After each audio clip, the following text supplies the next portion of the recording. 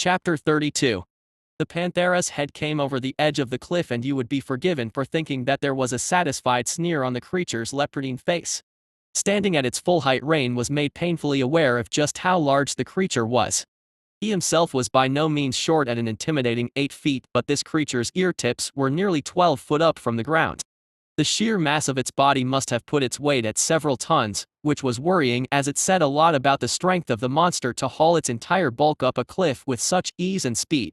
It looked down on Rain and Opal with contempt, then, shockingly fast, it lunged forward, open-taloned hand reaching for Opal. Rain saw it coming, however, and he grabbed Opal by the shoulder and yanked her backwards, sending her sprawling. His other arm came up to block, and the monster's hand came down on his forearm like a vice. The panthera's eyes widened slightly, then focused on Rain. Its grip tightened further and it tried to pull Rain toward it. Rain buckled down, dug his feet in, and resisted. To his surprise, the monster managed to shift him, slowly dragging him across the ground despite his strength. However, the panthera seemed even more shocked than Rain that he was able to resist it at all and had not been pulled off his feet. It snarled in frustration and its barbels trembled, twisting and coiling in the air. Then it set all 4 of its lower legs and heaved forward, pushing into Rain as though to bowl him over. Unfortunately for the panthera, this pushed the scaled hand wrapped around Rain's forearm toward his mouth. His maw snapped open and came down like a steel trap on one of the panthera's fingers. The scales were tougher than anything that Rain had tried to bite before, with the possible exception of the inquisitor's steel armor. However, he was stronger now than at that time. The scale resisted, but it could not stop the inevitable. His teeth sunk into the panthera's flesh. The panthera roared and flinched back as it realized what was happening, tearing free its hand as Rain's canines met bone. Blood sprayed and scales came loose as it freed itself, only its ridiculous strength allowing it to escape from the press of Rain's teeth. Red spattered the grass and moss. The panthera paused and examined the damage to its hand. It then eyed Rain warily, its long lizard-like tail lashing the air as it began to circle Rain, looking for an opportunity to attack. Rain cricked his paws and neck, shrugging his shoulders up and down a few times and limbering up. He spread his arms wide and grinned confidently at the monster, showing all his teeth, freshly reddened with the panthera's blood. "Did you think it would be that easy? I'm not a goblin, you stupid fuck." The bridge of the panthera's nose wrinkled up as it let loose a snarling roar, its whiskers twitching madly. "Come at me." The panthera charged, dirt and moss exploding up behind it as its gigantic feet tore into the ground, using all the advantages of being quadrupedal to put on explosive acceleration. The monster erupted forward, the talons of its hands and front legs up and spread, ready to lacerate Rain and rip and tear and shred. Rain ducked down and put on his own burst of speed, but at the same time dove to the ground and rolled between the monster's legs. He came up sliding and his eyes locked onto the back legs of the monster. He opened his jaws wide, ready to bite into and take its leg. Abruptly, the panthera's front legs came down and it snapped its back legs up, retracting them into the air as it used its upper body as counterweight to instantly lever itself away from Rain's grasp and avoid his best weapon, his teeth. Rain could only watch in frustration as he slid out from underneath the monster. Unfortunately, the panthera seemed to have supernatural prescient awareness, and its massive lizard tail came down like a bullcrack whip. It hit Rain across the chest, and with a bone-cracking crunch, and Rain was sent tumbling and rolling across the ground until he crashed up against a tree in a heap. He drew in a painful, shaky breath. Cracked rib, maybe more than one. Rain could only compare being hit by that muscular tail to being hit by a landslide of solid stone. He coughed, breathing roughly and trying his best to ride out the pain. He looked up, expecting to see the panthera charging toward him, aiming to attack him when he was down. He expected a shadow to fall over him at any moment. Instead, the panthera simply stood where it was and watched him silently. Rain took the moment to gather himself, and using the tree, he hauled himself up onto his feet. One paw clutched at his chest, each breath was pain. He was furious with himself for underestimating how aware of its environment the thing was. He watched as the panthera eyed him, a disturbingly intelligent expression crossed its face. This was definitely not some simple-minded monster. No, its cunning was on par with any leveler or tribal monster. Its eyes narrowed and slid off Rain until they came to rest on Opal, who was hiding behind a nearby tree, poking her head around to watch the fight. Opal froze seeing it look at her, and then with a yelp of fright dashed away. The panthera roared and its 4 feet churned the ground up as it charged toward her, tail lashing the air and a cruel grin on its face. Rain blinked in surprise as the unexpected worst thing possible happened. Irrationally, out of nowhere, it was going to kill Opal. A flush of extreme rage and fear bloomed in Rain's chest and his heart rate peaked as blood pounded in his ears and his vision narrowed. Instantly forgetting the agony of breathing, he tore away from the tree, feet driving him forward, compelled by desperation. He sprinted toward the monster. But he just did not have the same explosive acceleration this monster possessed, and he could only watch in dismay as it swiftly caught up to Opal, its massive paws thundering across the ground. A huge taloned hand swept down, and with a scream Opal was snatched into the air. The panthera let out a cry of victory and started turning, holding up the goblin as though it had caught a hostage to hold Rain in place. Instead, a black-furred missile cannoned into its barrel like a bat out of hell. The panthera's eyes went wide and its feet went out from under it. Its massive pendulous bulk came down to earth with a crash that shook the ground. Wolf, goblin, and panthera went rolling. Turf and dirt were ripped up into the air as giant talons clawed the ground in a panic. Opal screamed as she was flung aside, and the panthera roared as it felt a pain like nothing it had ever felt before. It scrambled to its feet, eyes wide, but the pain remained. It bucked its back up, twisted and shook itself, to no avail.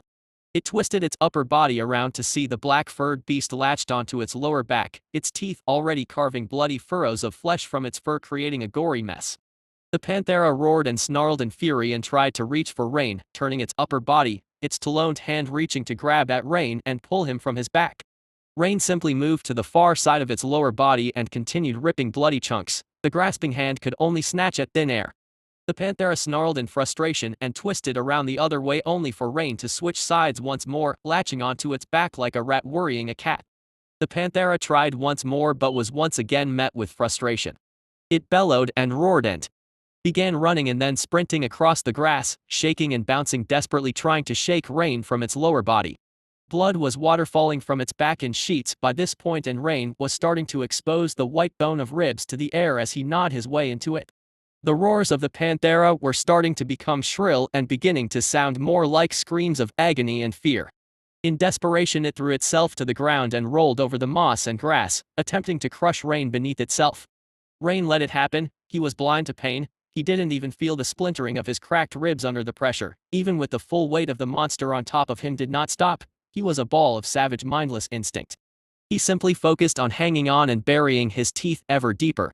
The panthera gave up trying to roll and sprung back to its feet, careening across the grass out of control. Froth built up at its lips, and wild-eyed it crashed into a tree, flattening it. Stumbling and thrashing free, it screamed as Rain's teeth finally found its spine. The chilling, grisly sound of bone fracturing and breaking apart under immense pressure broke the air, and Rain's teeth cleaved the panthera's lower spine in two.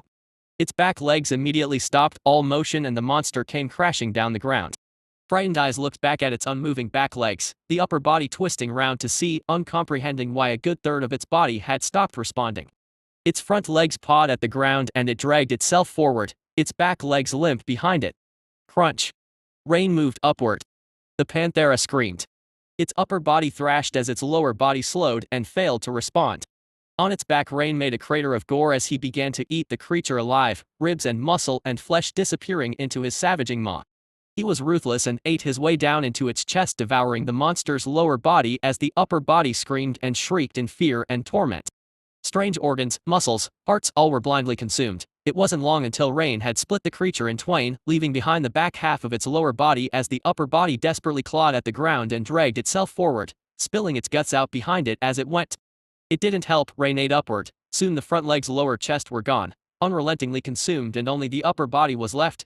Panicking, breathless and wild-eyed, it weakly dragged itself along the ground, its entrails falling out, leaving a bloody smear across the grass. Teeth flashed and more of it disappeared down Rain's throat.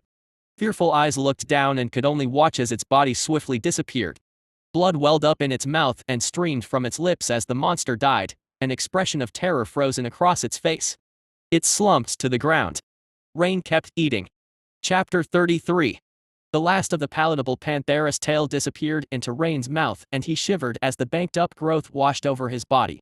Not even the discomfort of his fractured ribs shifting and healing could overcome the immense satisfaction of feeling the height and mass pile on, like the king of morning stretches. Maybe next time I'll try to find something a bit less dangerous, said Opal. She clutched her arm, which was marked with a nasty bruise on the upper part. It made Rain feel deep and powerful things he couldn't describe to see her injured. She was his to protect, as all of her, every captivating inch, from her toes to her long black locks, inside and out. She belonged to him in a way he couldn't verbalize, like a second bestial carnal hunger. Yeah. That panthera monster was shrewd, shrewder than most tribal monsters I've come across. Just because it couldn't speak common was not a good reason to underestimate its intelligence. A hard lesson learned. Opal grimaced and rubbed at her shoulder, rolling it to get rid of the stiffness. I'd rather see you fight 3 cave bears at once than come across a monster like that again. The look in its eyes was unsettling. It's like it knew things it shouldn't. That look disappeared pretty quick after its spine shattered under my teeth. She snorted. Sure, but I think most monsters wouldn't be particularly happy about that. Rain wiped blood from his nose and climbed to his feet. He was surrounded by a small lake of the stuff. The grass turned from a healthy green to a macabre red. Come on, we need to go get that kobold. Oh, right, he survived, didn't he, huh? There was a breathy hitch in her voice as she said huh that puzzled Rain, another moment of her acting or speaking not quite as she normally would, although perhaps it was just a twinge from her injury. They walked over to the edge of the cliff, Rain clutching his injured ribs and Opal her arm. They peered over the edge to see a kobold desperately trying to pull his chain from under the rock Rain had pushed off the edge. Gods damn you. Why? Why is my luck so shitty? The kobold heaved on the chain, his claws scrabbling at the ground, unable to find purchase. He slipped and came down on his tail with a thump and a yelp. Am I cursed? Was it because I slept with your girl, Theo? Is this karmic retribution? To be trapped under the paw of a thing that crawled out of my worst nightmare and its psycho girlfriend? He scrambled to his feet. I can't take it anymore. I don't deserve this. Hell. He kicked the rock hard and squawked in pain as the stone failed to move in the slightest, leaving his foot to deform against it. A claw snapped and plinked off the stone. Rgghh. Whie. He jumped around on one foot, clutching the other as tears sprang up in the corners of his eyes. A vine fell down the cliff and he looked up in surprise to see the black-furred horror climbing down with the goblin on his shoulders. The kobold stifled his pain and dropped his foot, managing to plaster as innocent an expression as possible on his face. Oh hey there, nice to see you survived the kitty thing. Rain dropped Opal off his shoulder and pushed the kobold aside. He placed his paws on the rock and with a grunt and a heave he slowly rolled it aside. He picked up the chain and approached the kobold, who cowered and tried to back away but found himself at the end of the chain. He looked up at Rain in fright. Your nightmares have nothing on me, kobold. Keep that in mind. Why yes, said the kobold in an unfortunately high-pitched squeak. I'll behave. Rain snorted and shook his head.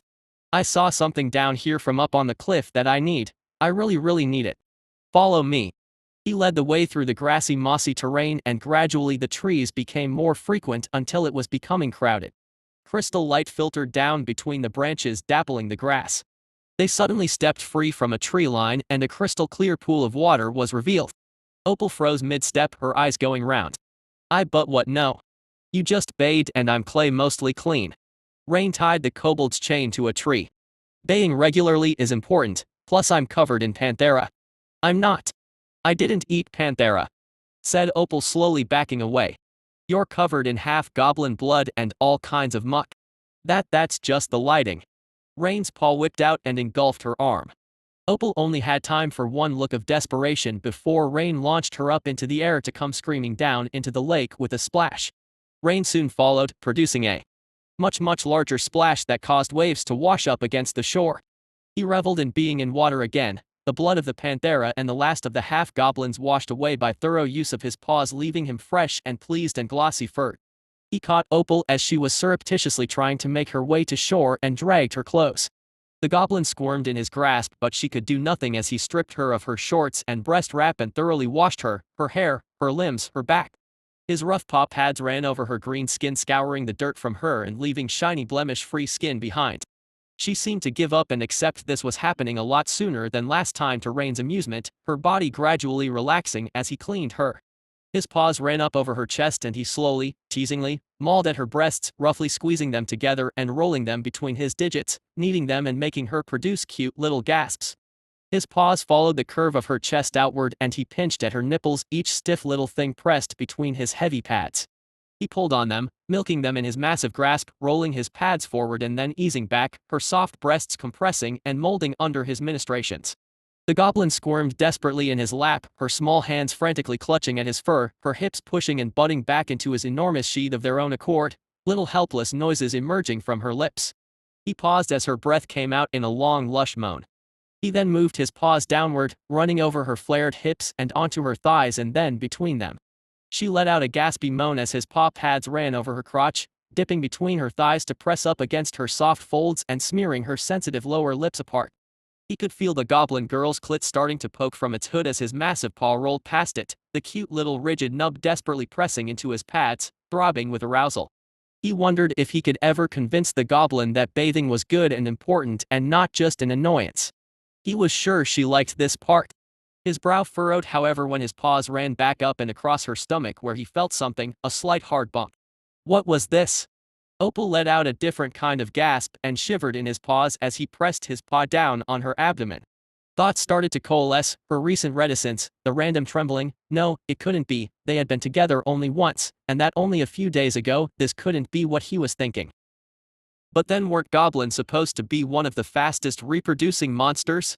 He was so shocked that Opal managed to squirm out of his grasp. She glanced at him blushing furiously, then darted away. He blinked, then hesitantly followed after the goblin. Chapter 34. Opal, clearly upset, rushed away from the lake only to pause by a nearby tree. She looked back as rain strode from the lake, water falling off his large body in sheets. Opal. She shivered, one arm covering her chest, a hand holding herself steady against the tree, her knees slightly turned inward, legs trembling. What are you hiding from me? Tell me, Opal. And nothing. It's you, you won't want me. Rain furrowed his brow in confusion. Why wouldn't I want you? I need you. Opal shook her head in frustration. Not like that, it's because you're getting huge. And I am still small, she said, looking down at her feet, rubbing the ball of her foot on the ground. She paused and a strained look crossed her face. She bit her lip. Rain's confusion was just increasing. I don't see why that would matter. Opal, I thought you were. Preg minus. No. Said the goblin, suddenly blushing red and stepping forward. That's stupid, why would you think that? Rain's eyes narrowed and his massive paw came down on her hip and dragged her stumbling toward him. His other paw flattened against her stomach and she gasped and let out a little moan. Naya. Stop. I see can't hold I it in NN. Rain increased the pressure, his paw pads squeezing into her body. The goblin's mouth opened in a gasp, a thin line of drool linking her lips. Her legs quaked and trembled, barely keeping herself up. Gah. It's coming, it. Rain's ear twitched hearing a long wet sklararpy. And he looked down in time to see a large rubber object emerge from Opal's pussy, stretching her wide before slipping free. It slapped wetly against the ground in a puddle of fluid, the solid chunk of greenish rubber vaguely shaped like a penis. Opal's eyes rolled back and her jaw trembled open. Her whole body shivering and she nearly sunk to the ground. If Rain hadn't been gripping her in his huge paws, she likely would have fallen. What the fuck? Said Rain. Opal blushed so furiously that Rain would have sworn he felt actual heat radiating from her face. This is your fault. What? You're going to grow forever and I'm not going to be able to take you. Rain felt like he was starting to put two and two together, but he was still boggled by the goblin's thought process. You think you'll be too small to take me? Opal looked away with a dark expression. It's true, isn't it? I want you bigger and I don't want you bigger at the same time. When you killed and ate that orc slaver, I found a few of her toys in her tent and I sneaked them into my rucksack. I've been practicing taking the bigger ones, but I don't know if I can keep up with you. You have a pretty goddamned perverted mind, you know that, right? She snapped back at him and snarled, showing her teeth. It's serious, stupid wolf. If I didn't know better, I'd think you were pulling my leg. You are a special one, Opal. He gripped her tight and pulled her close. The top of her head only a few inches above his navel, such was their size difference. He loomed over her, his yellow eyes luminous. You'll always be mine no matter what happens. I will never not want you. Opal looked up and bit her lip. Will you? Rain simply snorted and grabbed her around the ass and lifted her up in the air. He then stepped forward and pressed her back up against the tree so that her crotch was at head height and her legs rested on his broad shoulders. I hunger for you, I would rather starve than go without you. His lip curled in amusement. Opal tried to hold back, but a small smile broke over her face. Rain rested his chin on her stomach and looked up at her. The size of his head in contrast to her body made it so his muzzle covered a large portion of her tummy. I wonder how you taste. His large tongue slipped from between his fangs and ran up her stomach. She squeaked at the rough sensation. Hey. Tastes good. More. Hold on I-. Rain ignored her and moved so that his tongue was lined up with her reddened folds. He dipped his tongue, licking from bottom to top, the roughness of it dragging at her soaked lips. His tongue rolled over her clit and she gasped and squirmed in his grasp. Rough. Rain rested his nose against her muff and looked up at her with half-lidded eyes. You know it would be simpler if you just told me what the problem was in future. It's not that simple, i.e. Rain's tongue pushed into her, the sheer size of it stretching her wide. She shuddered in his grasp as Rain's front teeth bucked up against her entrance. He pulled his tongue back slightly and then he pushed deeper into her depths at the same time as rolling and curling his tongue, rubbing up against her walls. He paid attention, and when he found an area that elicited a reaction from the goblin he doubled down his focus on it, his tongue concentrating the roiling pressure applied over and over. Oh. Gee gods. How are you so good at this?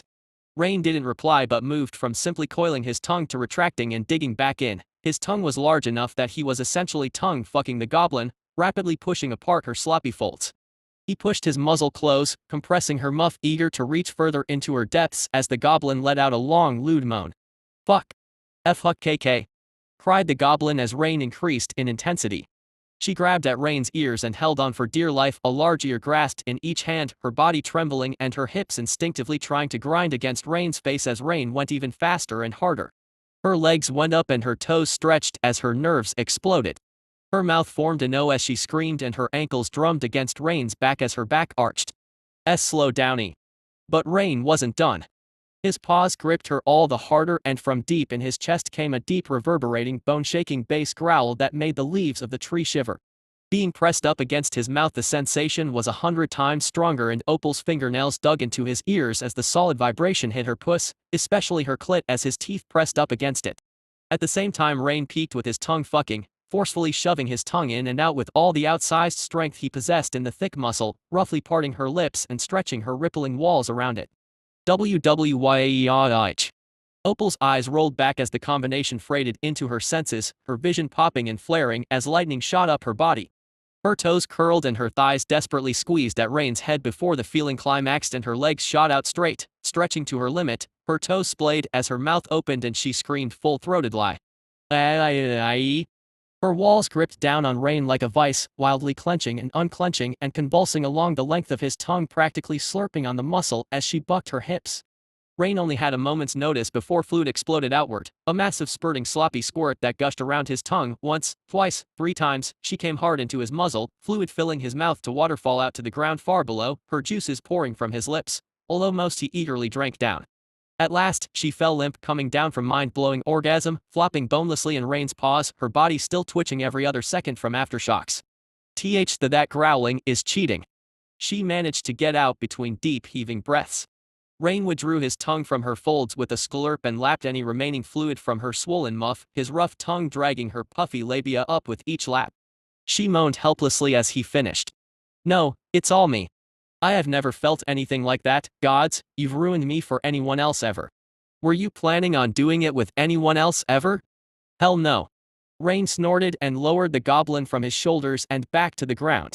She immediately fell on her ass as her legs turned to jelly and flopped out from under her. No. Not again. You really react badly to heavy stimulation, huh? She scowled up at him. He smirked and casually dropped down to the ground, his back against the tree. Chapter 35. I'm not letting you get away with this, said the goblin as she crawled over to him, her legs trying their best not to obey her. Rain simply raised an eyebrow as her hands ran over his thighs and up toward his groin. They came to rest on his large sheath and her breathing hitched as her fingers failed to encircle it. So big, she whispered, unable to look away. Rain relaxed as she began squeezing and prodding at it in blushing fascination.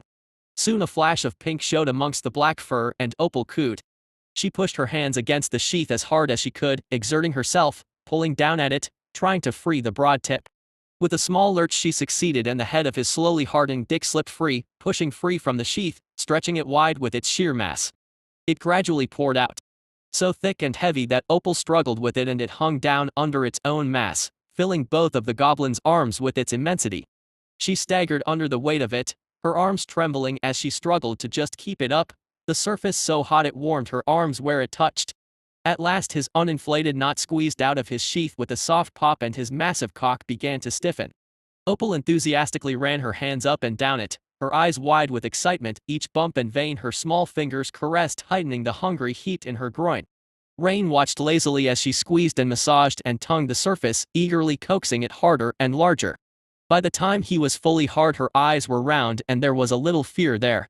She bit her lip and shakily held up her forearm against the brutal-looking tool. She let out a little whimper seeing it reached from elbow to fingertip and completely outmassed it, a skinny branch in comparison to a hulking trunk.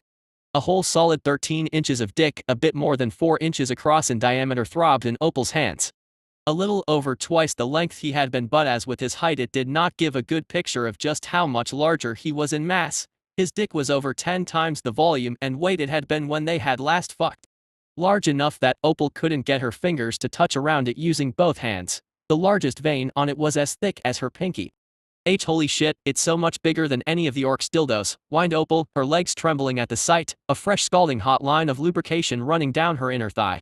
Don't be nervous, said Rain with half-lidded eyes. Opal nodded and swallowed. She put her hands on either side of the dick and with difficulty lined its jerking length up with her mouth. She kissed the tip, then pushed her lips up against the head. Unlike last time, she could not even fit the head in her mouth no matter how she strained her jaw, her front teeth could only butt up against the hard flesh. She whined anxiously as she did her best to swirl her tongue around the tip, her hands pumping his length. A paw appeared behind her and she only had a moment of surprise before it gripped the back of her head. Her jaw stretched further than she thought possible and her lips popped over the head of his dick. Wild-eyed she looked down its length as her small hand scrabbled against its hard surface trying to regain control of the situation, but her strength was nothing compared to the bestial strength holding her and she could do nothing but take it as Rain's dick was pushed a further inch inside. She was then pulled back and pushed forward once more, heavy pressure filling the back of her mouth. Her eyes looked up, pleading, but Rain was relentless as he used her mouth as a sleeve for the head of his dick, straining her to her limit. Raw masculinity filled her. She could taste and smell and feel nothing else. It overwhelmed her senses and she could only desperately hold on and ride it out. As she reached her limit she let out a long involuntary moan and another hot line of fluid ran down her inner leg. Rain paused and then, slowly, he pulled her head away from himself. A flood of precum waterfalled from her mouth as her reddened lips popped from around the head, sticky lines of fluid joining her lips to the tip of his dick for a moment before snapping free one after the other. Breathing hard, her reddened lips parted, she glared up at him. Don't give me that look, I know you love it. Her mouth shut abruptly but she couldn't stop a fresh flush from reddening her face. I could have done that on my own, she muttered looking aside. Rain gruffed a laugh. A massive pair of paws came down on her hips and the goblin looked down at them fearfully. They gripped her waist and dragged all of her up into the air, her legs kicking at nothing, dangling below her. Rain's dick throbbed and twitched as he lined up her snatch with the tip. The goblin's breathing accelerated as her hands gripped at his forearms. She looked down, her eyes slowly widening like frost across a winter pond as the size difference was suddenly made very, very real. She watched as the broad tip came to rest against her small puffy pussy, dwarfing it. She was sopping wet and dripping, to the point that it only took a moment for a dozen rivulets of herself to run down his throbbing length. I'm not worried about you fitting, Opal. Because I'll make you fit. I'll stretch and mold you to fit me until you are mine down to your very soul. Oh, gee gots, whined the goblin biting her lip. Make me yours. Rain grinned ferally and began to push her hips down. His cock had pressed up against her muff, squashing it. The pressure was enough to squeeze her clit entirely free of its hood. He increased the downward weight on her hips relentlessly until with a sudden lurch and skull pop, his cock had pushed inside of her, her lower lip stretched obscenely wide around his girth in a thin O shape. Opal howled and her legs spasmed. Rain had to hold her steady as her pussy reacted, desperately clenching and gripping at the massive invader as fire ran up her spine. She hadn't realized she had orgasmed until a moment later and it hit her heart. HNIA. Oh fuck, oh fuck, oh fuck. Gods, what are you waiting for? Give me more, cried Opal, a line of drool running down her chin. Rain complied and slowly pushed her down his length to her verbal gasping delight. 1 inch, 2 inch, 3 inch, the goblin began hyperventilating, seeing his length disappear inside herself.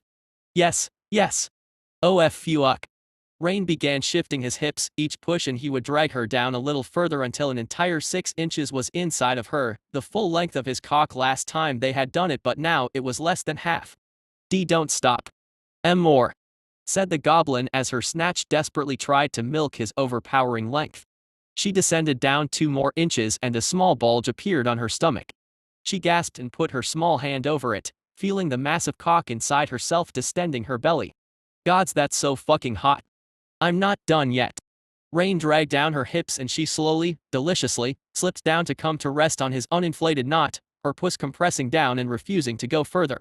Opal clutched at the visible now fist-sized bulge in her belly with both hands, eyes wide and lips parted. Holy fucking shit, you're so fucking big. She panted. Told you I'd make it fit. He gripped her hips and lifted her up. The bulge vanished from her stomach and her puss being dragged down as the massive tool left her with a lewd sound. She whimpered, seeing most his length freed, slick and shiny with her juices. Rain eased her back down, the bulge in her stomach reappearing as she descended. She moaned helplessly as she felt herself utterly filled once more. Faster. P please. G go. Fuck me. Use me. Rain lifted her, using her like a cock sleeve to pleasure himself, lifting and dropping her with ease as she got used to being so stretched and filled. He began to pick up speed, and her ankles bounced off his hips as he became rougher, more forceful. Hardware. She cried, hands clutching at her stomach, mouth hanging open.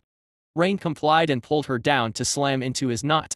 Her clit squashed up against it, then she rocketed back up with a yelp as he lifted her free and slammed her down again, crushing and grinding her muff into his knot. She gasped and squeaked as the pressure built, her fingernails digging into her distended stomach, and she let out a helpless scream of pleasure as she was lifted yet again. On. IHN. IHN. Rain adjusted and drove her down all the harder. He could feel her insides convulsing and clenching down on his length, desperate to keep him inside, but he was relentless and forcefully dragged her back up.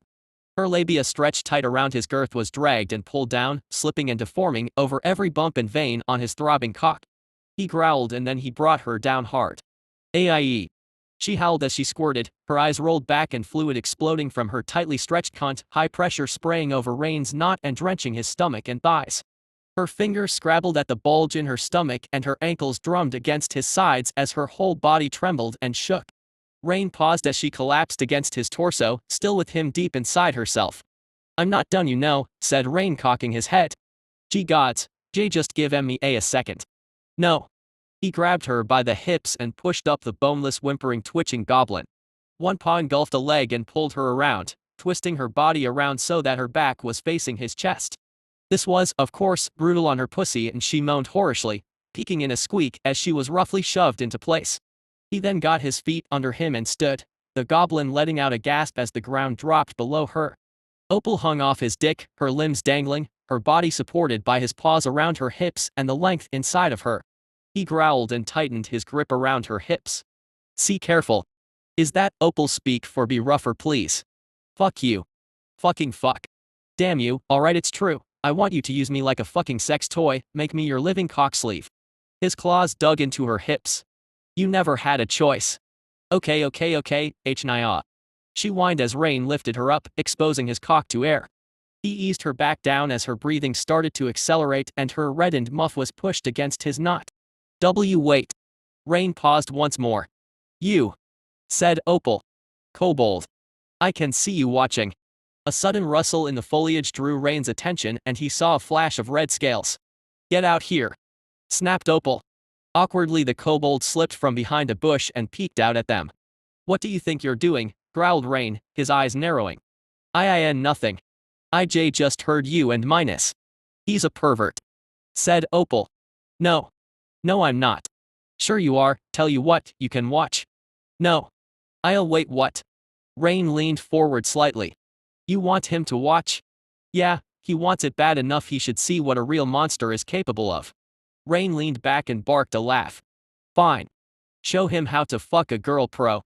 Rain ignored her and roughly pushed her up against the tree, her forearms resting on the bark trying to hold herself up as he pulled his hips back and then thrust into her. Oh. Oh. Dudes. He actually put his strength into it and his cock pistoned in and out of the goblin's pore. Abused cunt. Each time her ass collided with his knot and thighs it let out a lewd wet slap causing her globular cheeks to jiggle and bounce. Each drawback had gossamer strings of fluid linking from the knot to her crotch until he went too far and they snapped only for him to come slamming back into her. She wailed, desperately trying to get some kind of balance against the tree, but she could only barely hold on as she was used, her long black hair and tits bouncing up and down out of control from the rough treatment. Drool running down her chin, she tried to compose herself and stared down the kobold. SCA. C Kobo H. Old. The S-ish HOFUCCCK. She nearly bit her tongue as she was roughly pushed against the tree, her breasts squishing against the bark. Rain pulled his hips back far and her pussy let out an obscene wet skirl-pee as the mass was nearly removed, leaving behind a vacuum. The kobold was trying to look away but kept snatching glances at Opal as she was fucked silly. To his shame his loincloth tented and he had to push it down. HNNNIA. Squealed Opal as the tempo increased and accelerated, each thrust hammering into her muff and squashing her sensitive clit. Shoving her roughly up against the tree closer and closer until the bulge in her belly was pressing up against the bark and Rain could feel the press of the smooth wood through the goblin's body, the additional pressure squeezing against her pussy walls sending Opal wild. As Rain came close his motions started to become rhythmic and jerky. He leaned forward as he rutted the goblin, slamming into her harder and harder. Then with a savage roar he thrust one last time and with a lewd loud skull pop. Her cunt yawned wide, lips going thin before slipping around the mass of flesh that was his knot, the knot rapidly swelling up within her canal, inching outward and locking them together. Opal howled. AIE. Her legs kicked at the air and she thrashed in Rain's grasp. Her hands grabbed at the bulge in her stomach, fingernails raking red lines in her skin. Fem cum exploded from her puss, spraying down the ground between Rain's legs repeatedly and spattering up the tree, darkening the bark. What didn't make it free waterfalled over his sheath to wash over his balls. Her walls rippled and spasmed, stretched beyond all reason and sensation, her nerves exploding and lighting up like firecrackers as chain orgasm racked her body, her eyes rolled up and her tongue lolled and strained from her mouth as she thrashed and squirted and climaxed over and over without end. Rain groaned and shuddered as he came, a massive load high pressure spraying into Opal's womb, then again and again, Rain's hips bucked upward involuntarily as each surge of cum exploded from him, hosing down Opal's insides and rapidly filling her.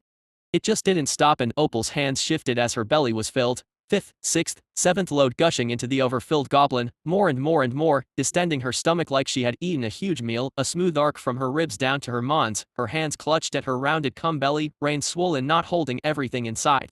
With one final straining gushing release inside of her, the wailing screaming goblin's belly surged outward another entire inch. Rain slumped against the bark breathing hard, then after a moment he slipped down to lie with his back against the tree. The goblin flopped on top of him, still twitching as she came down from overwhelming chain orgasms, Rain still fully inside of her. Her taut rounded belly heaving and wobbling with each breath. They remained like that, basking in the aftermath, Opal lying atop Rain. The goblin had her eyes closed, her mouth slightly parted, a string of drool connecting her lips that shifted with her breath.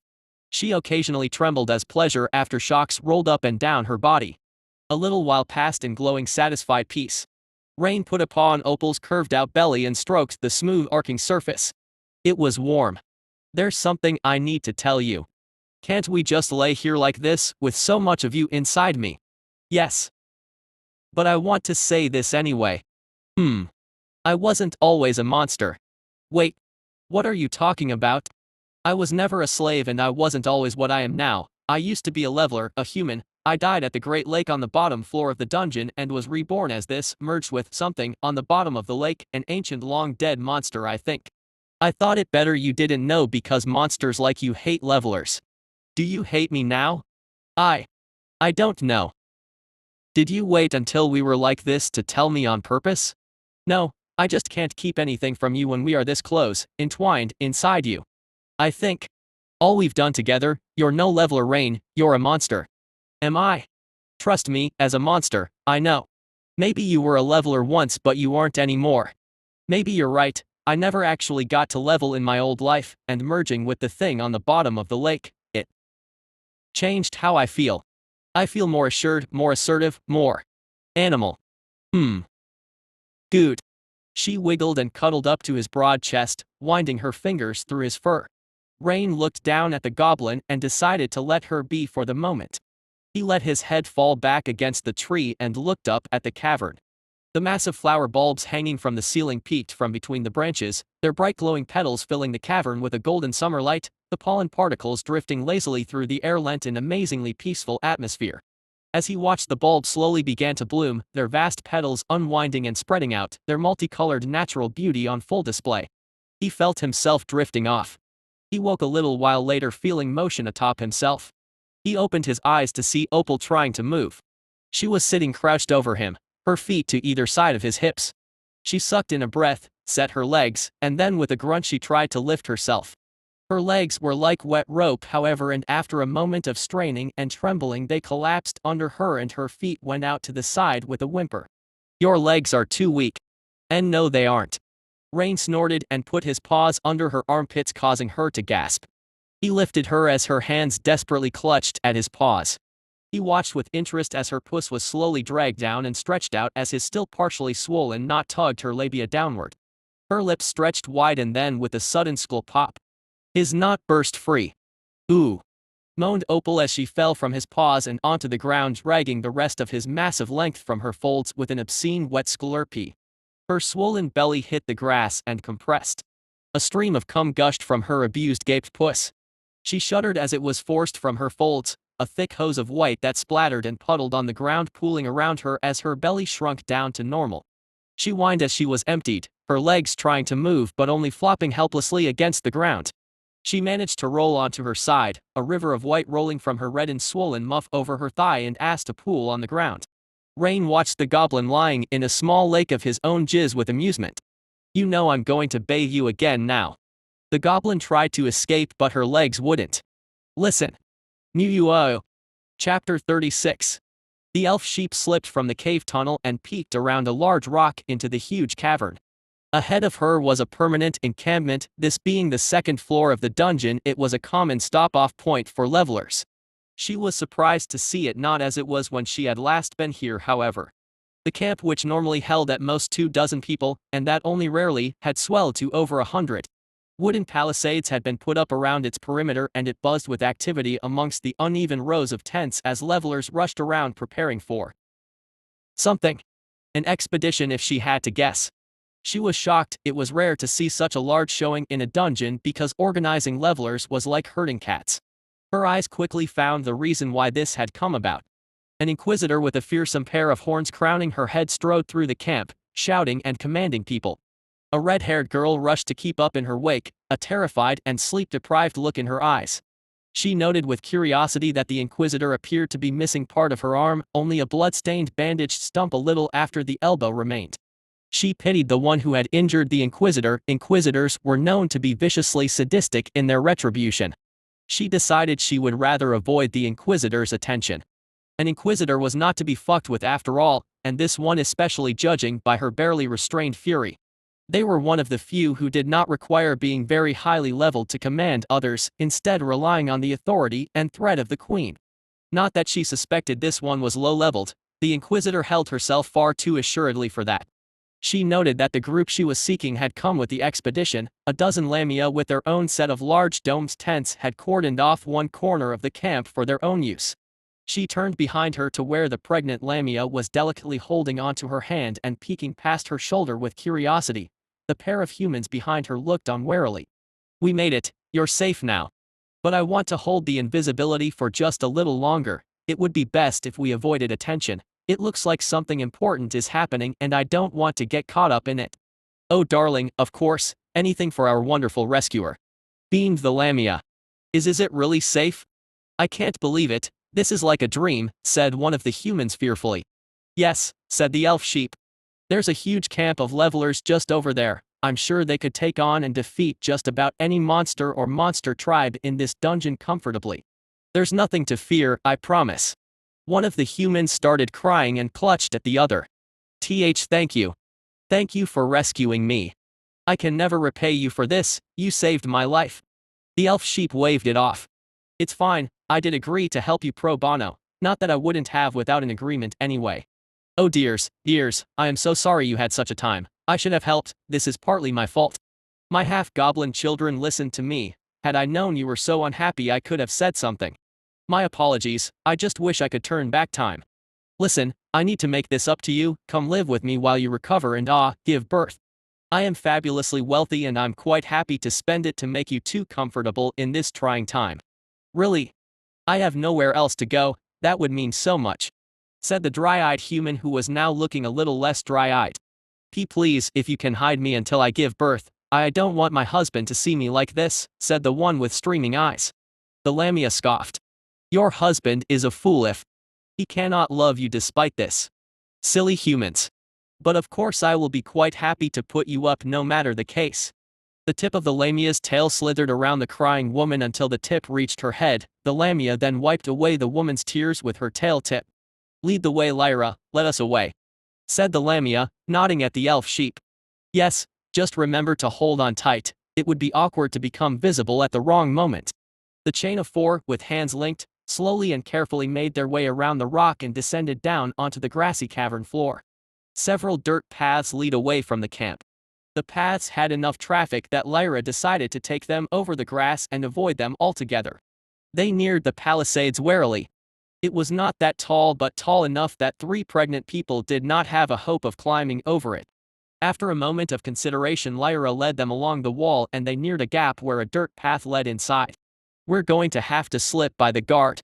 Care not to break the invisibility, it's fragile. We'll have to hold to luck that they aren't on the lookout for invisible levelers. The 3 nodded in determination and Lyra slunk forward. The entrance was being guarded by a severe-looking elf and a human, each fairly highly leveled and well off judging by their gear. She paused and let a man with a heavily laden handcart pass and then slipped into his wake. Fortunately, the man was slow enough that her own procession didn't have any trouble keeping up. The elf's sharp eyes paused on Lyra for a moment as she passed. Did he know? Elves had an aptitude unlike others to sense the use of magic. A pair of magical spectacles with violet lenses hung on a chain around his neck. He would only need to lift them to his eyes and pour mana into them and he would be able to see straight through Lya's invisibility, all 4 of them instantly laid bare to his sight. The elf furrowed his brow, causing Lya's breath to hitch.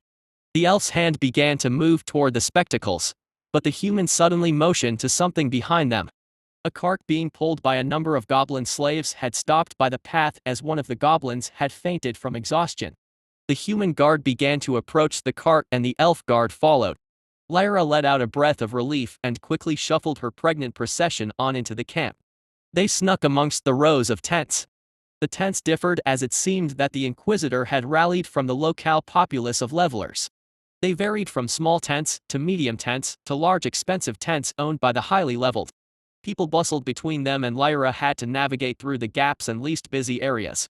A clopping sound caught her attention and she turned her head in time to see a particularly large female gnoll-type centaur heading toward them. She dragged the group out of her path in alarm as the centaur trotted obliviously by. Curiously, a black-cloaked figure rode on the centaur's back, their face obscured by a wooden mask. They weren't the only ones to notice and the centaur attracted stares. My, what is that centaur doing? Allowing a person to ride her back? Scandalous. Whisper hissed the Lamia. I couldn't tell you, it is odd though, I thought centaurs hated allowing others to ride them unless they absolutely had to. They certainly do. Oh, I've seen a centaur demand a duel to the death just for a drunk fool attempting to climb atop them. HRMM. Maybe the Lamia will know, and more to the point maybe they will know what this whole thing is about. They continued along behind the tents, by coincidence following the centaur. Lyra kept a careful eye on her, wary of where she was going. She did not want to be accidentally trampled by the strong-looking leveler. While her lower body was that of a wild mare, the upper body was that of a powerful-looking gnoll, muscle rippling beneath her coat. She had a grumpy look in her eye. As Lyra watched, the centaur suddenly came to a stop in front of a human. Lyra had to take a moment to take in this new human as he was jarringly large, over 7 foot she estimated. He was extremely muscular with arms like tree trunks and long black hair and a fearsome black beard that hung over his chest, braided at the edges with silver rings. One of his eyes was covered by a black and silver eye patch. A fat black cigar hung from the corner of his mouth. He rolled the cigar between his teeth as he eyed the centaur from beneath a heavy brow. He sat on a wooden throne which creaked beneath his muscular bulk. That someone had gone to the trouble of dragging it out to the camp, an indication of the man's power. His large ring-bejeweled hand rested on the head of an actual real hellhound by his side. The hellhound's eyes glowed red as it observed the centaur with its master. On his other side a 6.5-foot-long black greatsword was thrust into the ground, although it could barely be called a sword, more a rough slab of brutal-looking iron. This human leveler had a fearsome aura about him, as though he could crush any who approached with ease, a dominating presence that made others hold their breath and mind their manners while around him, scared to even come under his gaze. Lyra knew who this was. It was the town ranker. The grumpy centaur scowled. The figure on her back remained silent and still. "Why are we out here, Bane? I'm not even part of your town." The ranker stared at her silently, dark smoke curling from his mouth, spiraling lazily into the air. "Because the long-legged bitch demanded it," he graveled, his voice like heavy dark stone. "Had it been anyone else I would not be here and I would have put them in the ground for trying to tell me what to do." Then she incited who she works for as a threat right away. Damn, what happened to make her go so far? She hasn't said. Some monster, that was made clear enough by her commanding a lockdown of the dungeon. And now we're stuck here. I heard some talk of a multi-evolver, can't say I believe it, or maybe I just don't want to believe it. She's hiding something and she's new. No doubt she fucked up and lost her arm to one of the nastier regular monsters, a panthera perhaps, and all this is just bratty revenge. A panthera? Ugh, great. I'd rather not spend the next few weeks hunting all over for one of those hateful fuckers. Feel free to take it up with her. The man lazed back in his throne, smoke curling through his beard. I'll pass, thanks. She looks mad enough to bite my head off. The ranker raised an eyebrow but then looked away, disinterested. His gaze passed over where Lyra hid and for a fraction of a second she felt irrational panic. Had he seen her? But then, thankfully, his gaze moved on. Lyra swallowed, her throat dry. She tugged on the lamia's hand and they crept away. The invisible procession slipped between a row of tents and came out in the small area that the lamia had cordoned off as their own. The tents were markedly different from the others, mostly due to them being of much finer, more ornate quality, far larger and all round in shape instead of the wild variety in the rest of the camp. A pair of lamia with coiled tails played cards outside one of the tents as another group sparred with spears in a small sandy clearing. "Oh. It's my brother cavorting over there, he will be pleased to see me." "Please, my lady, I am to see you to my commissioner first of all." Yes, let's be done with it then." Lyra eyed the group then scanned the tents until she found the one she wanted, the largest and most expensive-looking one. She pulled at the lamia's hand and the group followed. She approached the tent and looking around she surreptitiously pulled aside the tent flap. Inside was a large space containing a full-size 4-poster bed as well as a full-sized writing desk, absurd things to bring into a dungeon, but then Lya's commissioner was quite wealthy. He sat at the desk writing a letter, his black and red scaled tail draped and coiled around his seat. Lyra made sure the last two humans were inside and let the tent flap flop closed. The male lamia's head jerked at the sound of falling cloth and turned to look at the entrance. Of course there was nothing to be seen and he furrowed his brow, his chiseled jawline clenching slightly as suspicion rose. Then after a moment he seemed to realize something. "It's you, isn't it? The rescuer I sent out to save her." Lyra let the invisibility drop and the four of them were revealed. "Target acquired, service rendered, my lord, all in a day's work. I know, I am quite brilliant. Your seers were correct as you surmised. Your wife lived and survived despite the naysayers who declared her death. May I present your erstwhile captive wife, Lady Glyriath."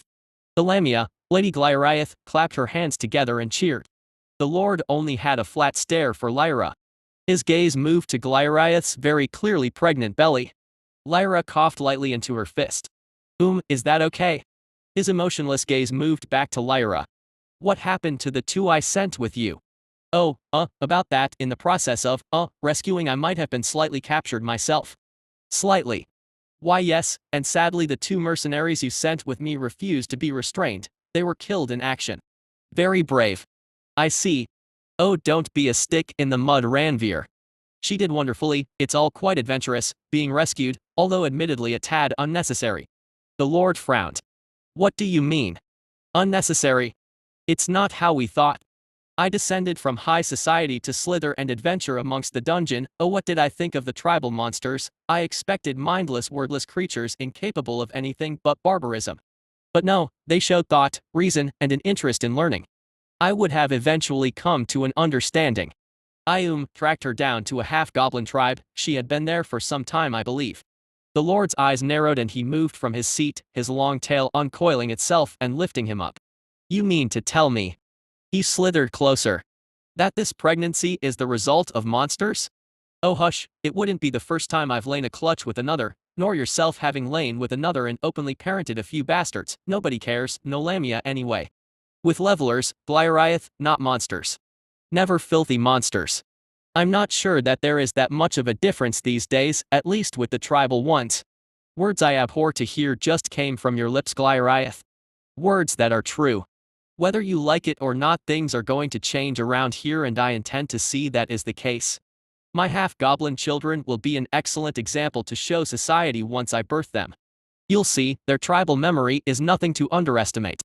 I intend to form a movement. I have a cause. A cause. Ranveer's eyes glittered. Quite. My companions, she gestured at the two humans who flinched.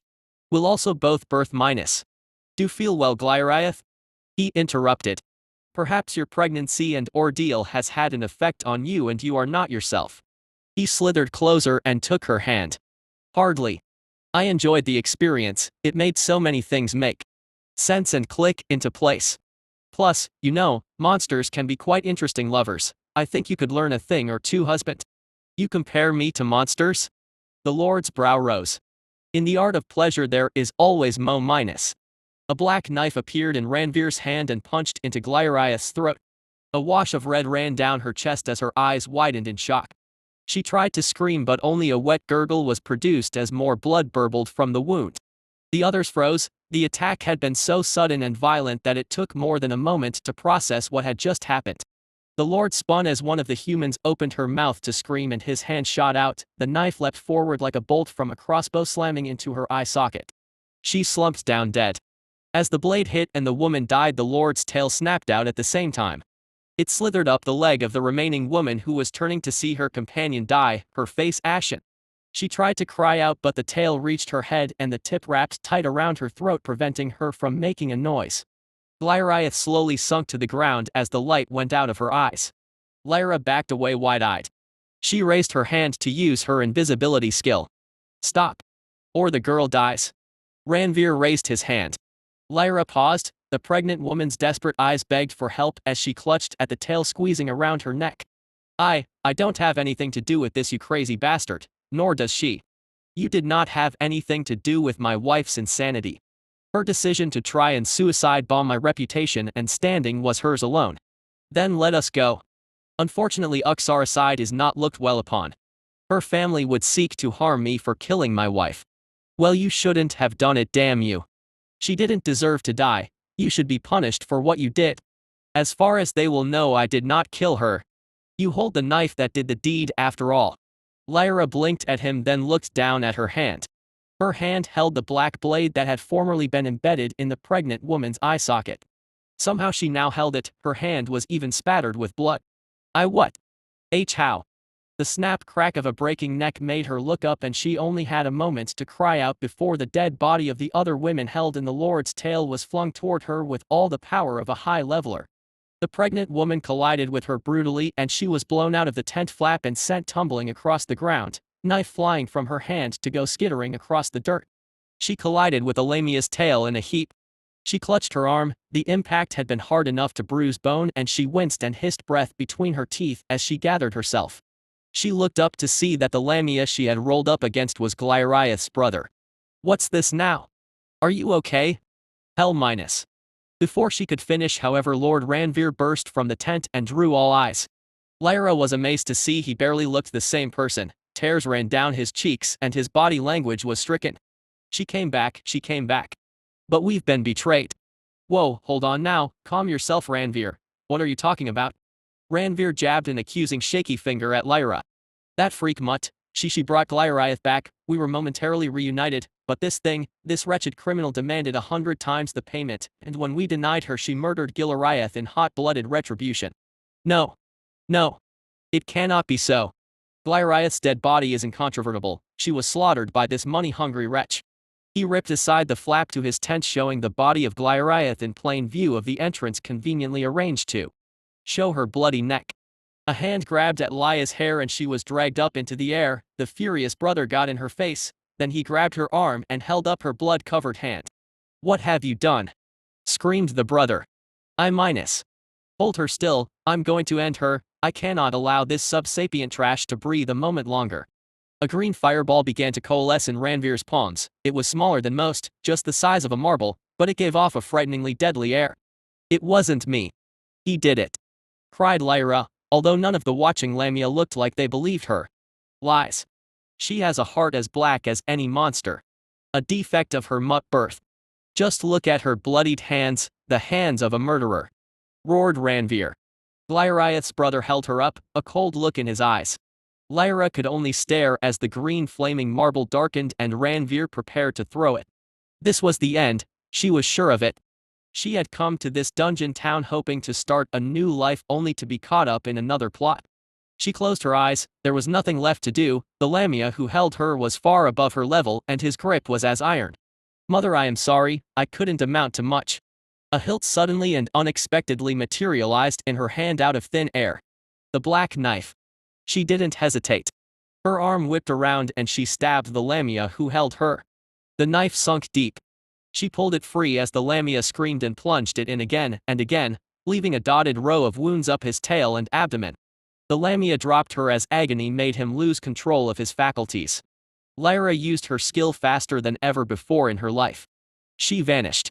The green fireball shot from Ranveer's hands like a straightened bolt of lightning, stabbing through the air where Lyra had been visible a second before. It hit nothing however and snapped into the dirt leaving a small smoking hole. "Healer. Get me a healer," cried Ranveer. "Fuck the healer, kill the mutt," groaned the brother, as he sunk down to the ground, his hands trying to cover the bloody puncture wounds. A healer pushed through the forming crowd and rushed up to the fallen Lamia. The commotion was large enough that it had drawn levelers from other parts of the camp as well as the nearby Lamia. "You all saw it. That mutt not only murdered my wife but also tried to murder my brother-in-law." The crowd was angered. "I want her dead. No, I need her dead. The first to bring me the rescuer's severed head on a gilded platter I shall reward 20, no, 50,000 gold." The crowd roared. Lyra looked back at the crowd in dismay as it disintegrated and began sprinting through the tents with weapons drawn, randomly jabbing at the air. Her arm clutched in pain, the black blade clenched in her fist, she hurried away, praying fervently that her invisibility would hold true. Chapter 37. Rain picked up the now clean and dry and clothed goblin having bathed her once more, despite her furious protestation. She had her arms crossed and wouldn't look him in the eye. Her legs dangled beneath her uselessly. "This sucks. Not my fault if you can't handle a good hard fucking. Shush you. Maybe if we do it enough you will get used to it so you won't have this problem." Opal scowled but an interested look crossed her eyes. Rain put her up onto his shoulders with her feet dangling over his chest. She grabbed at his fur to hold her balance. He was far larger than last time he had carried her like this and her legs were spread wide. "Where can I find more to eat, Opal? I don't want another panthera, that monster was far too cunning and much too dangerous." "Yeah? Pantheras are a big nope. It's fine, there are tons of monsters in the dungeon. We could walk for miles across just one floor, we'll definitely find something at some point." As Opal spoke about where various monsters could potentially be found, Rain untied the kobold's chain from where he had looped it around a tree. The kobold was already up and waiting to go with Opal's old rucksack on his back. The kobold seemed distinctly disinterested in mentioning what had happened earlier and was trying very hard to pretend it had not happened. Rain gripped the end of the chain in his fist and they made their way out of the giant flower cavern. Walking didn't take as long as it used to as Rain's increased size meant longer legs and a longer stride. The kobold had to hurry to keep up.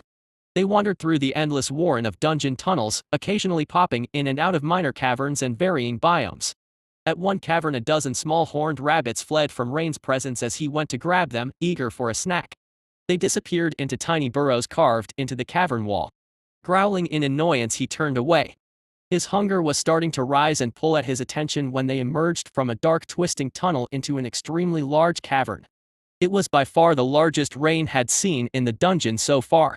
A vast plain of long grass stretched out before them, the ceiling so far overhead that clouds had seemingly formed. The clouds scudded across the underside of the cold glowing crystal and rock. A ruin was in the middle of the cavern and dozens of smaller stubs of stone dotted the grassy plain. Is this normal for a dungeon? Asked Rain, looking at the other side of the cavern several miles distant. I don't know, but the witch in my old tribe warned gobos from coming here. We should go around. If that witch didn't want people coming here, then I want to know why. Goblin witches hate me because of whatever species of monster I am. This could be related, it could be an answer. It feels like something is here. Or it could be that there's just some nasty monster and she didn't want gobos dying pointlessly. True, but I'll kill and eat it if there is. He strode out onto the plain, long grass flattening under his feet. The kobold required a tug to be moved from the safety of the tunnel. Hey, my tribe knew of this place too. Squawked the kobold as he stumbled onto the grass. Rain turned to him with a frown. They did. Do you know what this place is? Well, sort of, it's haunted. We shouldn't go here. Maybe. Please don't eat me. Haunted. Yes. The kobold looked around frantically. The plain stretched out before them. A breeze brushed the long grass.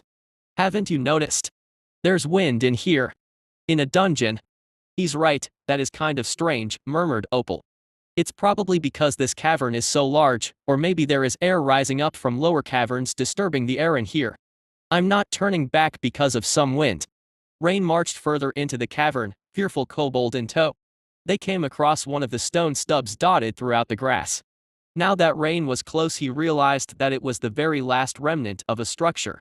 Blocks of stone littered the ground around the small finger-like chunk of masonry that was all that remained standing. His eyes followed the stone blocks peeking from amongst the blades of grass into the distance. I think this cavern used to be filled with buildings, like a city. A huge city. Opal peered down at the heavy block stonework. It looks old, like the stone stairs between floors. Maybe it was the same people who built them. It would make sense that they would leave something other than just stairs behind, right? They wandered across the plain, various pieces of ruin becoming visible, a piece of fallen arch, a corner of a tiled floor, a stumped pillar. Whatever had been done to the place had leveled it, torn down every structure stone by stone until only the one ruin in the middle was left standing. As they approached it, Rain realized it was a part of a castle, although nearly destroyed beyond all recognition. The walls were shredded and scarred, the dark stone blasted and melted in places. The ruin had a skeletal, bleak feel. The wind blew through stony gaps with a hollow, echoing sigh. Opal shivered on his shoulders. This place is creepy. Rain didn't reply but approached a wall. On the wall was something familiar. An angular runic script that looked like it had been clawed out of the stone. It was the same as the script around the gold band on the giant petrified alligator they had found dead by the Great Lake. He put his paw flat on the wall. The runes were the same, although this time his claws dwarfed the markings. I was right to listen to my gut. These runes, I think they were made by my kind. These marks were made by claws like mine. The goblin peered down at them skeptically. I guess they could be. The dead thing that was on the bottom of the Great Lake was supposed to have lived a long, long time ago. It's possible it was part of the people that built this stuff. Maybe there will be more inside. Maybe a clue about what happened here. Opal hesitated, then nodded her head. Yes. There might be. They wandered beneath ruin, into the shadowed halls and broken rooms. The ceiling was tall, enough for Rain, with Opal on his shoulders, to just fit beneath. The wind was muffled here and Rain was a little disturbed to hear it sound a little like a susurrating whisper in some unknown language as it filtered through the ruin. The kobold yelped suddenly and Rain turned to him. What is it? I thought I saw something. There was a weird pale head at the end of the hall looking around the corner. Rain narrowed his eyes and rushed forward. He came to the end ready to catch whatever monster was there but found the following hallway empty. What did you see? Tell me. The kobold yelped as he was pulled forward on his chain. Elf. Or human maybe. I can't tell, they all look alike to me. Rain blinked in surprise. Not a monster. No. I don't think so anyway, but then again it could be a, harpy. We should go, really. If there really are levelers here, then they would have come for monsters so that they can kill and level up from them. So if you did see a leveler, then we can be sure there are monsters too, murmured Opal. Caution it is, said Rain. He shook the kobold's chain and gave him an evil grin. You go first. What? Spluttered the kobold. But I can't. I have a condition. Opal scoffed. Oh yeah? What's that? I'm scared. Good. It's like fishing. A wiggling worm on the hook attracts more fish, or something, leered the goblin. Rain yanked on the chain and the kobold yelped and scuttled forward with tears pricking at the corners of his eyes. He approached the next corner. Whime, should have kept my mouth shut, oh gods. The kobold slowly stuck his snout around, ready to bolt at the slightest motion. After a moment he released a breath. There's nothing here, it's just a big empty room. Rain approached behind him and peered around. The hallway terminated just a few feet ahead and opened into a dark and shadowy hall. This must be in the center of the ruin. If there's anything important, I bet it's here. They slowly emerged into the hall. It was a vast thing with great square pillars marching down its length to either side. The occasional crumbling gap in the ceiling let pinpoint beams of light through. Dust motes hung sluggishly in the light, giving a still and heavy feel to the space. The hall was deathly silent until suddenly a thud and the click-clack of a lock behind them caused them to turn. A pair of heavy bronze doors had shut themselves over the entrance they had come through. The kobold rushed up to them and desperately tried to pull the doors open, but they remained solidly immovable. Oh gods, we're all going to die, moaned the kobold. He turned on Rain. I told you so. This place is. It's haunted. Quiet. The kobold's mouth clicked shut with a terrified look up at the wolf. Is it just me, or is the end of the hall darker? Whispered Opal. The oppressive stillness and weight of stone holding her back from speaking aloud. Rain narrowed his eyes at it. It was true, the hall was unnaturally dark, and despite his excellent night vision, he could only barely perceive that there was a stone thrown at the end. A voice came from the shadows, a dry husk of a voice. Unusually observant, but then you appear to not be a band of foolish levelers who have wandered once more into my domain. Curious. A kobold, a goblin, and a... The shadows suddenly drew together and a cloaked thing materialized upon the throne. Its pitch-black clothes made from layered rags that writhed of their own accord. The creature was large, or rather the throne was large, yet it still sat comfortably upon it. Its hood was shadowed, yet it was still possible to see 7 humanoid skulls of various species packed inside. One even had horns. Squeezed amongst the skulls were smaller skulls, rat skulls, bird skulls, canine skulls, cat skulls. Each eye socket of every skull had an eerie green flame flickering in it. If I may ask, what exactly are you? It said, I know of most if not all monsters in this dungeon, and I have been here a very, very long time, yet I have not seen one of your kind. As the creature spoke, the jaw bones of each skull shivered and trembled and the flames flickered and flared. An old species. I couldn't tell you what I am. I don't know myself, answered Rain warily. What a strange answer. A breeze seemed to lift and brush against its rags. It smelt like ancient death. You say you've been here a long time. Then you must know something of what happened to this city we stand in. The creature seemed to study Rain. This dead city has always been here for all the centuries that I have existed. It has always been, just as the rest of the dungeon has always been. These things just are. If that question is your only reason you have come to my domain, then you are truly as foolish as all the levelers who came before. No matter, you shall make a fine addition to my collection. A body such as yours will be well suited. Opal suddenly piped up. It's not your domain. The eyes of the creature looked above Rain and focused on the goblin. I have lived here longer than tens of generations of your kind. All you see is mine. Doesn't matter. Wolfie hears people built the place. An absurd claim. It's true. You're a squatter. The creature seemed to pause hearing this. A ripple of irritation crossed its pitch-black rags. No, I am not. Yes, you are. You're living in someone else's home without permission. You're a bum. The fire seemed to flare in its eyes.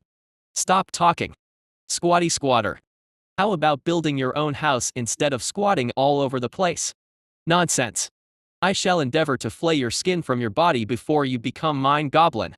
Big talk coming from a lazy bum squatter squatting in other people's property because you're too cheap and lazy to build your own house. Squatty squatty bum bum, squatty squatty bum. Shut up. Shut up. I command you to shut up, shouted the creature, its eyes blazing in fury. Enough. It roared. The creature abruptly stood from the stone throne. Its hands emerged from the sleeves of its cloak. Each bone hand had at least 20 digits and were a mix of different creatures, claws and talons and fingers, even some small creatures' arms acting as fingers. The disturbing-looking hands roiled and twitched, the fingers clawing and twisting at the air.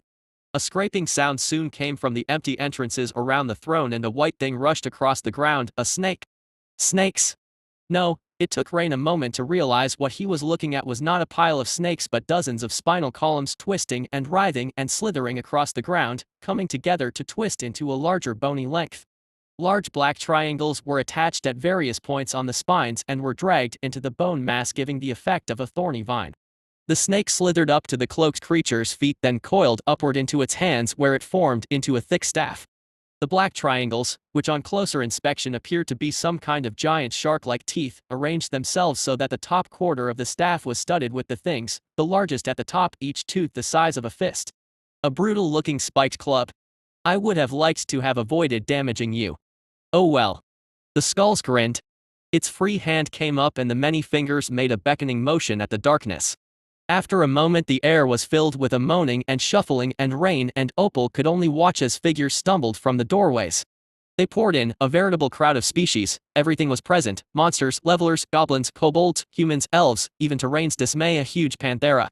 As they came into the lighter part of the hall, their rotted faces were revealed, haggard torn skin hung from shambling bodies, injuries and life having remained in undeath, missing eyes, torn open bellies, broken bones. The undead stared coldly at Rain, their dead hands gripping whatever weapon they had held in life, now rusted without a care. "Behold," said the creature, "my collection." The trio were surrounded by well over 100 of the undead, the crowd only broken up by the massive pillars supporting the hall. The kobold squatted on the ground with his claws over his head, his eyes squeezed closed, letting out the occasional whimper. Opal leant down and whispered in Rain's ear. "Get close, it's our only hope." "I know," said Rain, coming to the same conclusions as the goblin. Chapter 38. "Bring them to me," rasped the bone creature. The undead broke into motion. They were fast. The front rushed forward in a wave of rotten flesh, their rusted weapons held overhead, mouths opening in a collective desiccated howl. In one smooth motion Rain stepped forward and his foot freighted up under the crouching kobold's rump. The kobold only had a moment to scream in surprise before he was punted forward like a stone from a catapult. He went flying through the air, tumbling out of control, and crashed into a particularly rotten-looking undead, snapping its spine. He hit the one behind it, breaking it too, then he smashed into a third undead in a tangle of limbs. Rain charged in behind as Opal, still atop Rain, smoothly drew her cutlass and rapier, one in each hand. Rain's paw swept forward, swiping at the head of an undead human. The force of the blow caved its head in and it collided with a trio of undead behind it, bringing them down too. The undead were not slow to react to Rain's sudden aggression, however, and they swarmed him. Dozens of smaller undead latched onto his legs, their claws and teeth and knives piercing his tough flesh with varying levels of success. The taller undead howled and chopped down with their rusted blades at his arms and torso, and the weaponless lunged at him, trying to climb toward his throat. He could only struggle, his paws lashing out and crushing rib cages, snapping necks and fracturing skulls, but there was always more and more, and those who weren't completely broken always came back. Opal's blade swished through the air, each slash ending with a meaty shunk, as she chopped down those trying to climb her wolf steed. It was not enough to stop the swarming numbers, and soon Rain was at the center of a hurricane of undead spiraling in on him, crawling over each other to claw and rend and tear his flesh. Despite the weight of countless bodies dragging him down, he managed to, slowly, heave one foot forward, then he heaved the other foot forward, taking another labored stride, each heavy motion physically dragging the entire chaotic swarm along with him. He strode slowly, heavily, toward the many-skulled bone creature, his eyes locked on, blood washing down his body, the weight of over 100 undead furiously trying to hold him back and failing against his power. "My, you are a determined one," the many-skulled bone creature sneered. It raised its staff overhead and the undead hurricane with Rain as the eye of the storm seemed to double down on their fury even as they were dragged against the bone creature. The undead seemed to avoid touching it, shifting away even as Rain took another step forward. Rain simply snarled back at its words and brute forced his way forward through sheer strength, dragging the entire spiraling, heaving crowd of undead with him and somehow succeeding. He was getting near. "You aren't a leveler, you have no skills or magic, you are simply another monster. Give your body to me and gain a little worth as one of mine." The bone creature swung the staff down at him. Rain didn't hesitate, he ripped his arm free from the undead trying to hold him back and grabbed the staff mid-swing. The teeth cut at his paws, causing agony to shoot up his arm, but he held on to the staff. With a snarl he heaved it toward himself, dragging the bony creature into his clutches, or at least that is what he expected to happen. Instead, the staff parted halfway down its length, leaving the bony creature where it was, and Rain holding half the staff. "You would not believe the number of levelers who have fallen for that old trick," said the creature, its hood tilting to the side and the skulls within rattling and grinning in cruel joy. Rain could only look on in dismay as the half-staff he held in his hands unraveled into dozens of spines covered in razor-sharp teeth and began winding themselves up his arm, the teeth cutting long bloody furrows through his fur. "Rain! Panthera!" Rain turned his head in time to see the undead panthera reaching for him. It was taller than him and its talons reached over the undead on long arms to latch onto his shoulder. Its half-missing muzzle and one remaining eye seemed to snarl in evil cruel glee as the talons sunk deep and hit bone, the species as foul-hearted and malicious in undeath as in life. Rain shuddered and gasped in pain, for once he was covered in blood, not of those he ate but his own. He could feel his body failing, pieces of him being sliced away by innumerable wounds and stabs and rending claws and teeth, grinding him down with sheer numbers. "Fuck you. You can't have him!" screamed Opal, and he thought he felt her lunge over his head toward the bony creature. He opened his mouth to yell for her to stop, but instead of appearing in front of him she lunged from his side, the longsword unsheathed from her back and swinging through the air. It came down on the panthera's rotten shoulder like a guillotine and sunk deep. "Use it!" He heard her scream before she vanished over the panthera's shoulder and into the crowd of undead. His paw shot out and gripped the panthera by the upper arm. With a savage roar he twisted his whole body and wrenched on the arm so hard that it was ripped from the creature's rotten shoulder in an explosion of gore. With wild, wrathful eyes, Rain turned back on the bony creature and with a snarl drove forward in desperation, muscles straining, using every ounce of strength he had, each step dragging tons and tons of writhing undead flesh with him. "My panthera! How dare you? Do you have any idea how much of a pain it is to get one of those nasty, horrible creatures? You! Yo minus!" Rain's paw whipped out with panthera arm held by the stump and its wicked hooked claws caught the bony creature's rags. The fire in the creature's eyes died down for a moment as they stared at the panthera talons snarled up in its clothing. Minus. Rain hauled back on the arm with all his strength and the bone creature stumbled toward him, near enough that Rain could drop the arm and reach out with his own paw. He grabbed a wrinkle of black rags in his fist and dragged the bone creature close. "Fool! You will still die, you have just sped your end along." The skulls began to chant, a whispery dry wind sound, the green fire in its numerous eye sockets flaring upright. Rain dragged his other arm free, still covered in the crawling spines. His broad paws slapped down on the shoulders of the bone creature and he brought his head back and back until he was leaning as far back from the creature's hood as possible. The creature's chanting went up a notch in tone and began to rush, panicked. Too late. Rain brought his head forward and dragged the creature toward him at the same time. The skull's single chant splintered and the smaller skulls screamed as Rain's head rocketed toward them. "Y minus. Stop. No. You caw minus. Plea minus."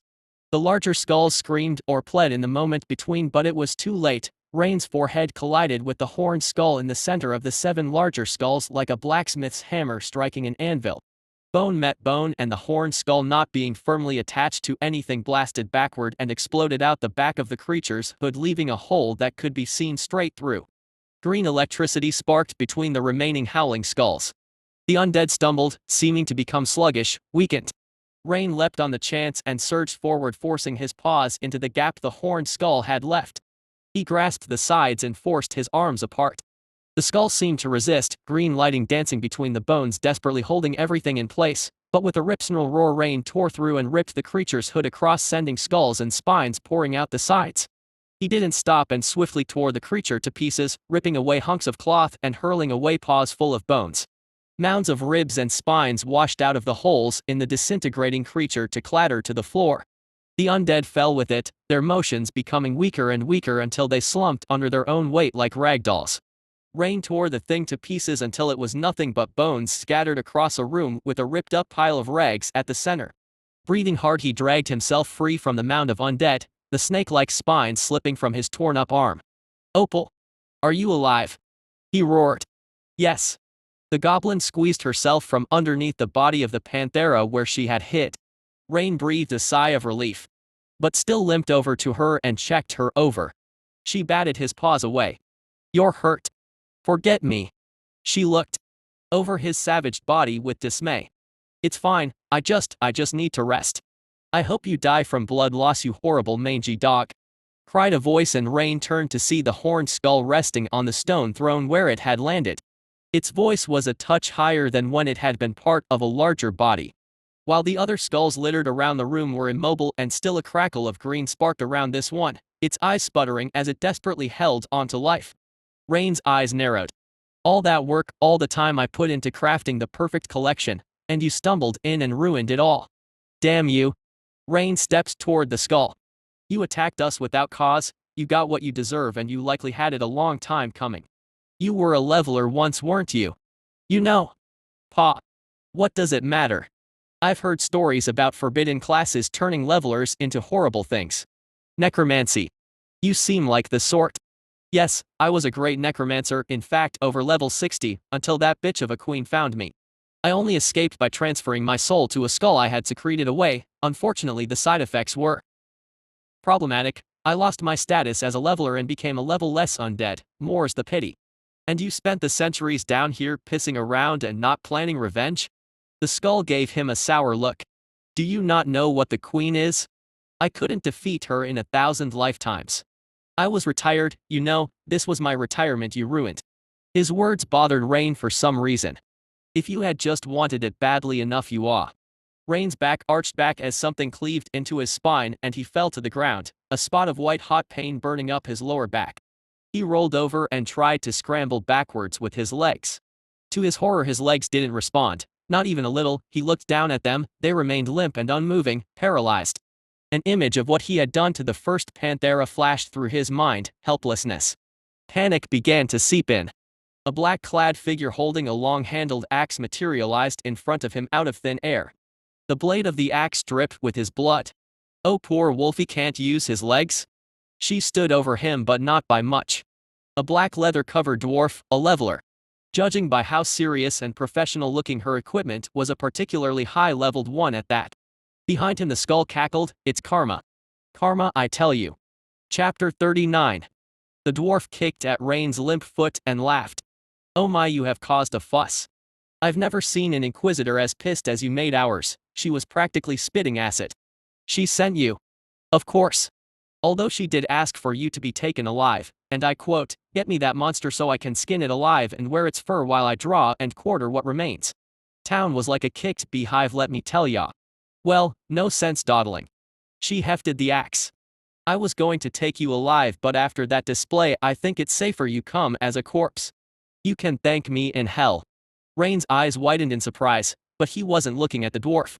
The elf sheep had suddenly materialized out of the air just behind her. What was this? The elf sheep had betrayed him. The dwarf noticed his look and tried to turn, but before she could, the elf sheep stabbed a black blade into the side of her neck with an anguished cry. The dwarf's mouth opened to scream, but she could only gurgle as blood flooded her mouth. The elf sheep stepped back with a horrified expression at what she had done. Her eyes snapped to Rain, who was staring at her, and her legs nearly buckled underneath her. With a yelp she turned and vanished into thin air. The dwarf was wobbling but still up, her hand scrabbling at her belt. Rain suddenly recognized that the glass bottle she was desperately trying to remove was a healing potion. He swiftly leaned back and pawed the skull sitting atop the throne. Gee, get off of me, you damned dog. I know, stoop. With one swift motion he threw the skull, and just as the dwarf managed to get the potion free from her belt, the skull struck it. It was knocked from her fingers and flew across the room to shatter on the stone. The skull bounced up against a pillar with a crack, and the last flickering dancing green of undeath whisked out of existence. The skull rolled to a stop, still and quiet.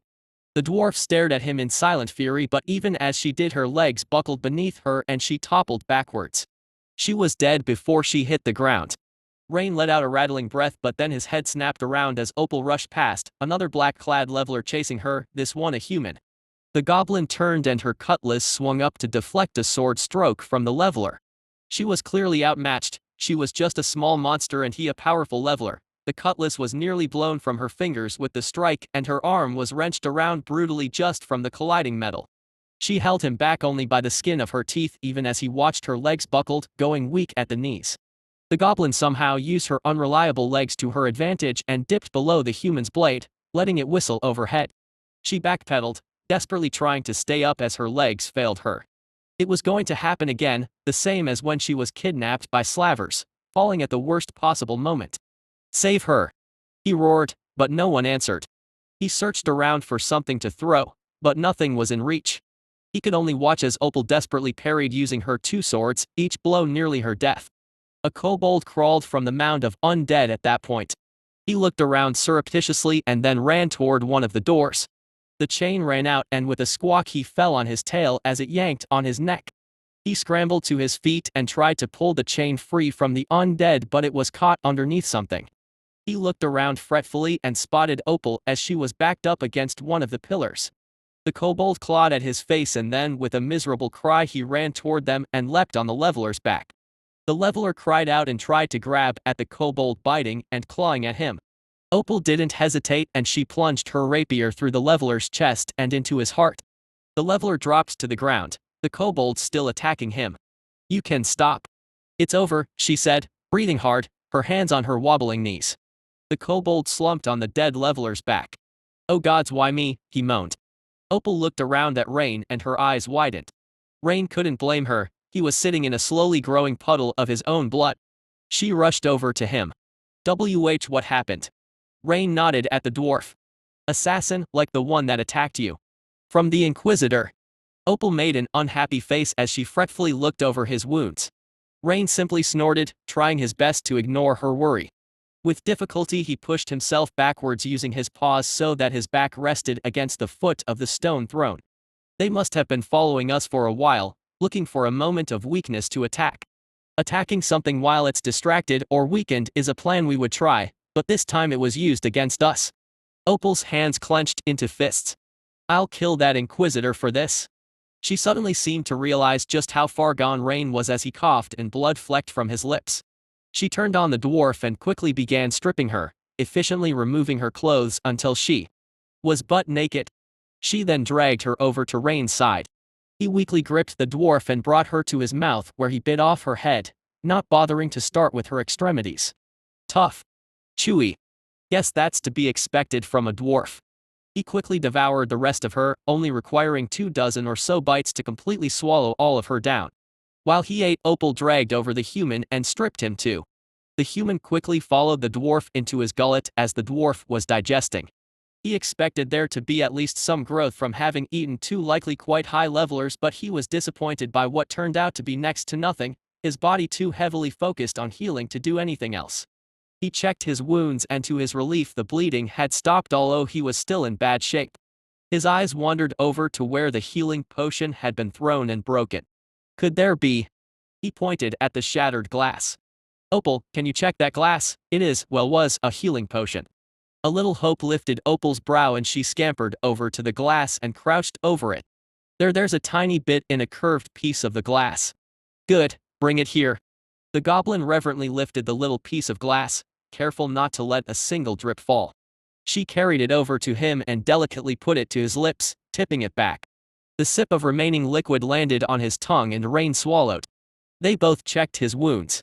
Gradually, slowly, they started to visibly heal, then the healing seemed to slow down, the sip of healing potion limited in what it could do with so much damage and his body being so large. "It's not enough," fretted Opal, worriedly checking him over.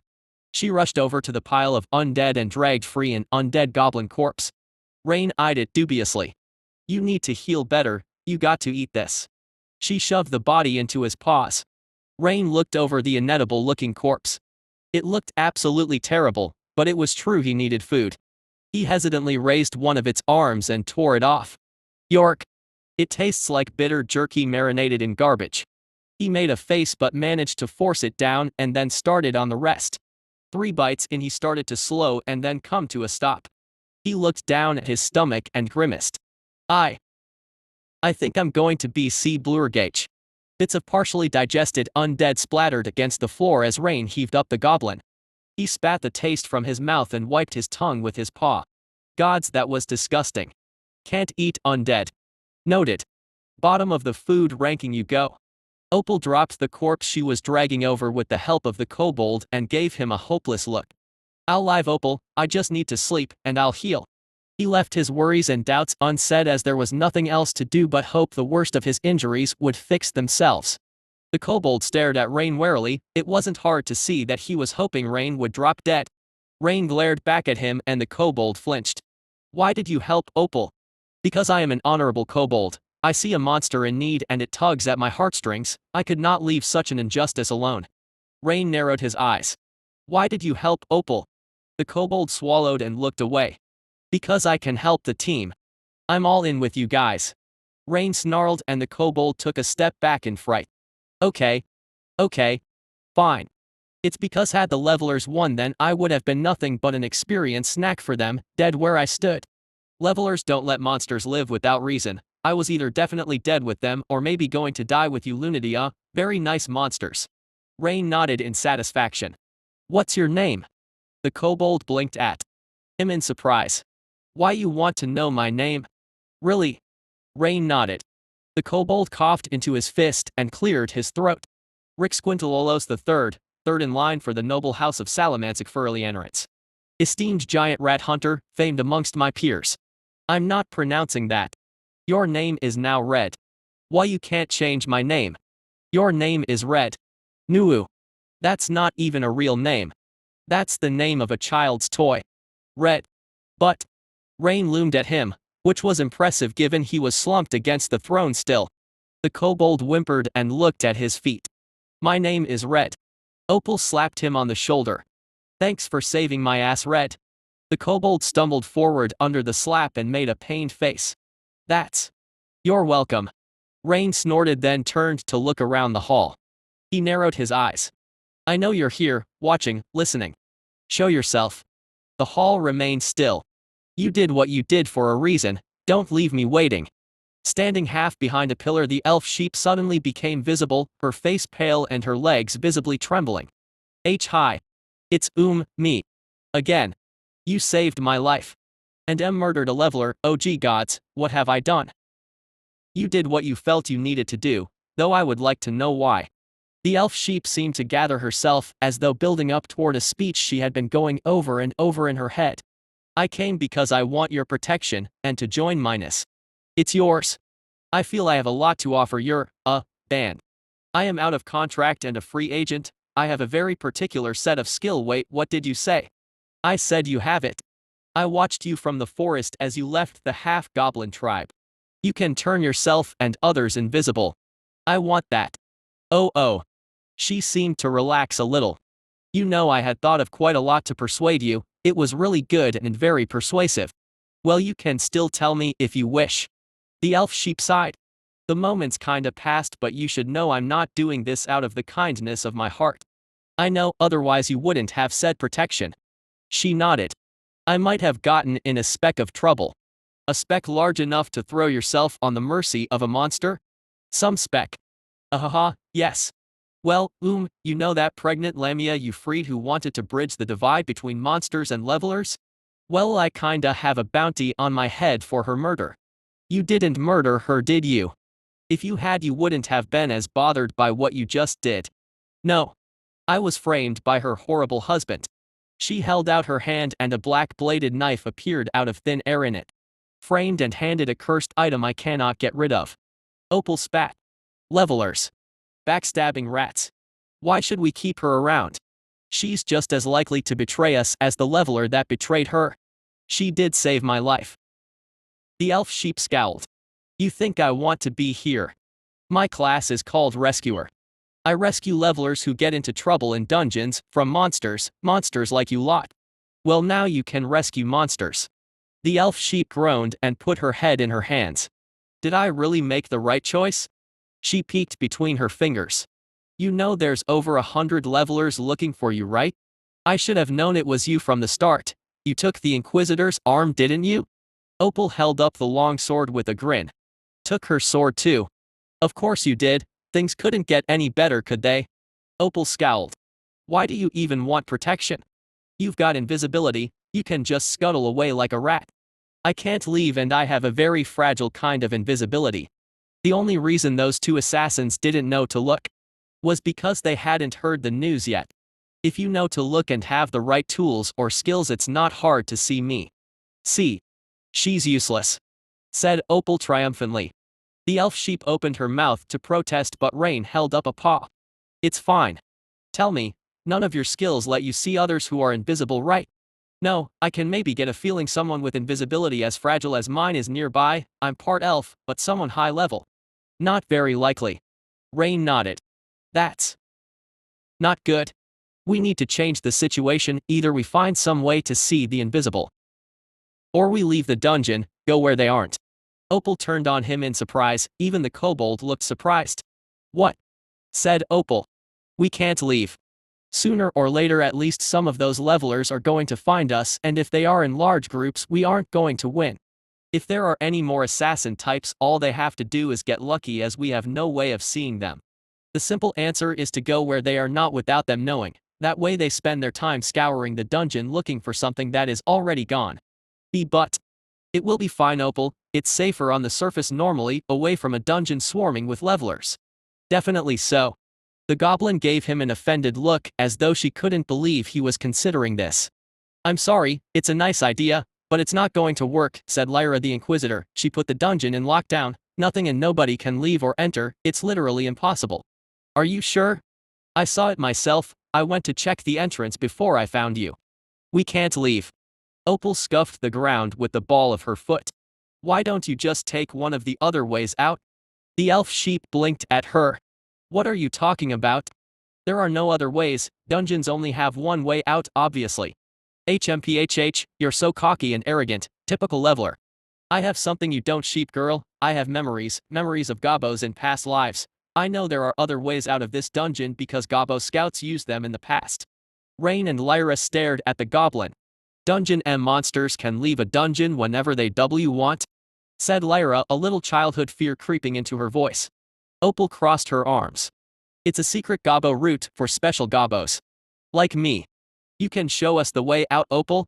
A way to avoid the lockdown and leave all the levelers hunting me, hunting ghosts instead? Well, yeah, that's what you want, right? That's easy. I can't believe this. How can there be another way out that levelers don't know about? We have mages that use magic to look for that kind of stuff.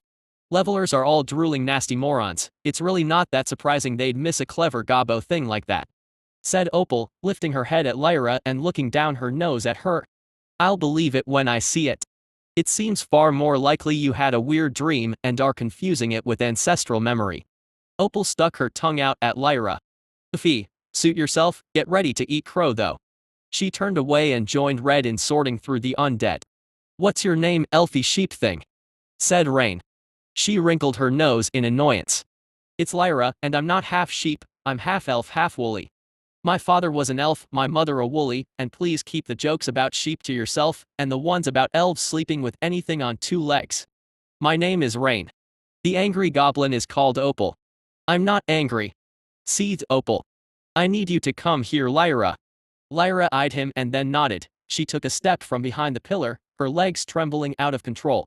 She took another step and nearly fell over. She looked down at her shaking sheep legs in frustration. I hope spending time around you cures me of this. This is quite humiliating.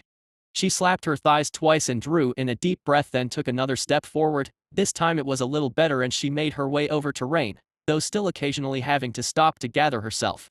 She eyed Rain warily. You've gotten bigger since last time I saw you. You're growing when you eat, aren't you? That's why you ate that entire tribe. Her voice quavered as she spoke. Rain gave her a full wolf-fanged smile. Lyra shivered. Rain brought up one of his massive paws and held it out to her. I can't move, my spine is broken. I am healing quickly, thanks to the healing potion, but I can't move until then. You need to make me invisible so others can't find me while I rest. Lyra eyed the paw. I can do that, though my mana won't last forever, a few hours before I need to rest or drink a mana potion if we're staying still. That's fine. That should hopefully be enough. He beckoned her with his claws.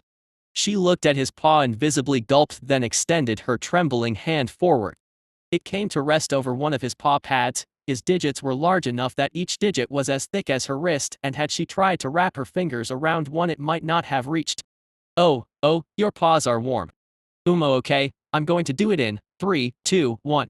She finished and Rain waited to see what would happen. He blinked, nothing had happened. He looked down at his body. It was the same.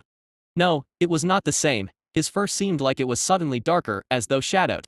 The room was already quite dark despite his night vision, but there was a difference. He looked over at the nervous-looking sheep girl. Her bright white fur was distinctly darker, the effect much more obvious.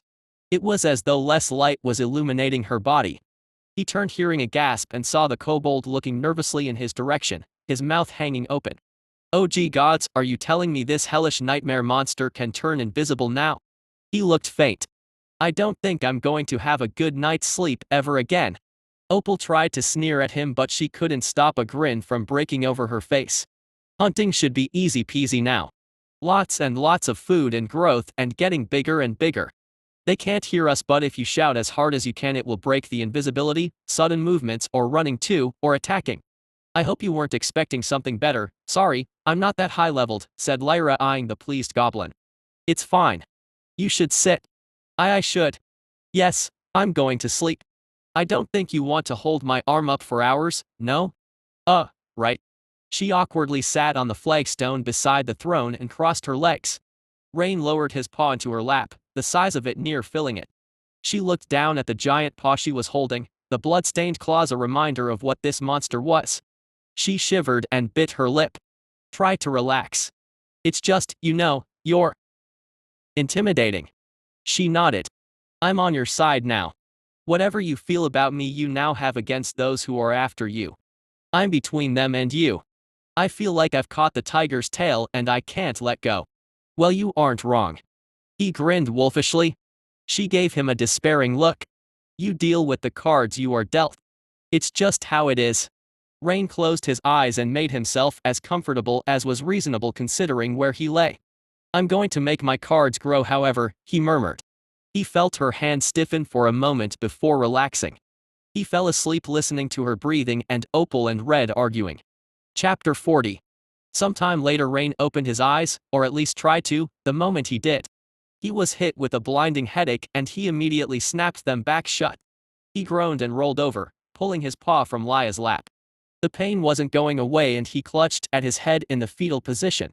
This wasn't a headache, it was a full-on migraine.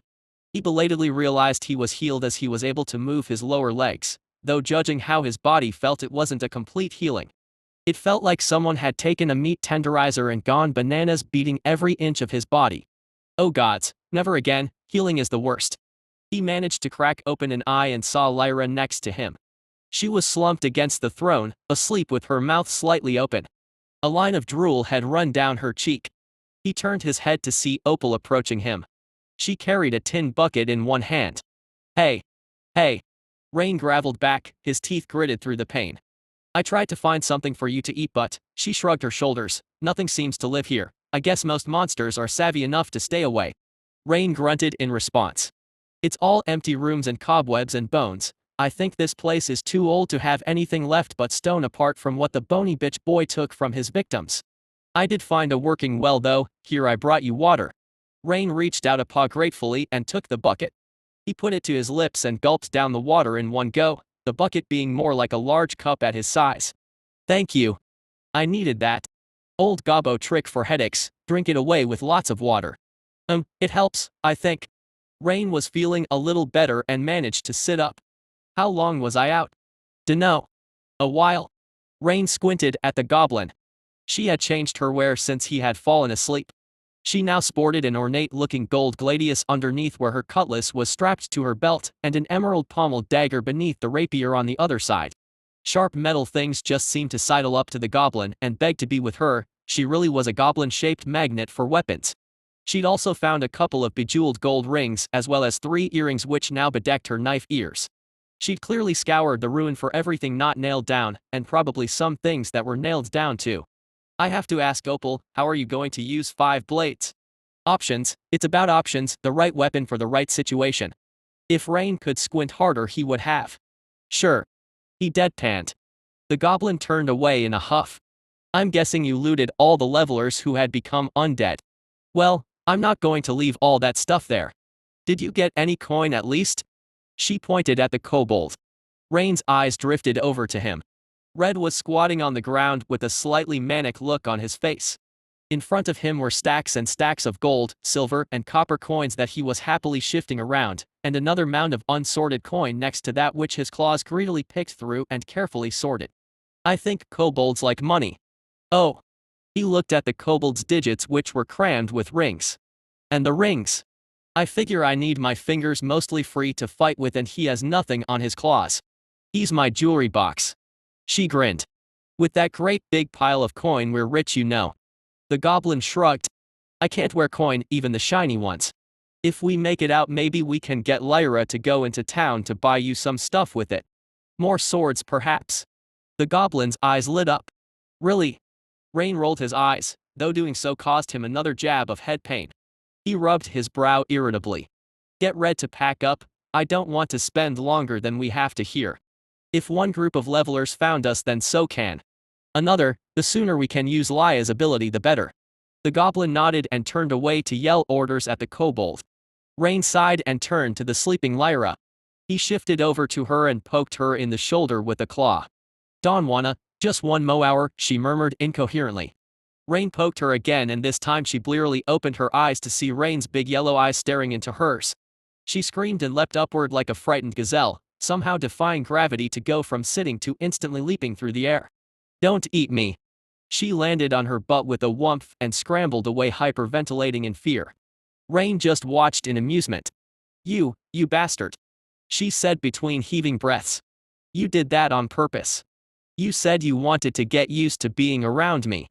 Giving me a waking heart attack is not that. Rain tilted his head to the side. Oh, screw off. She scowled and tried to stand. Her legs immediately turned to jelly, however, and she sunk back down to her butt. You and Opal have at least one thing in common. Unreliable legs. Lyra set her lips in a line and glared at him. Rain growled out a laugh and climbed to his feet. He stepped over the still-sitting elf sheep and looked down at her. Sitting, she only came up to his thigh.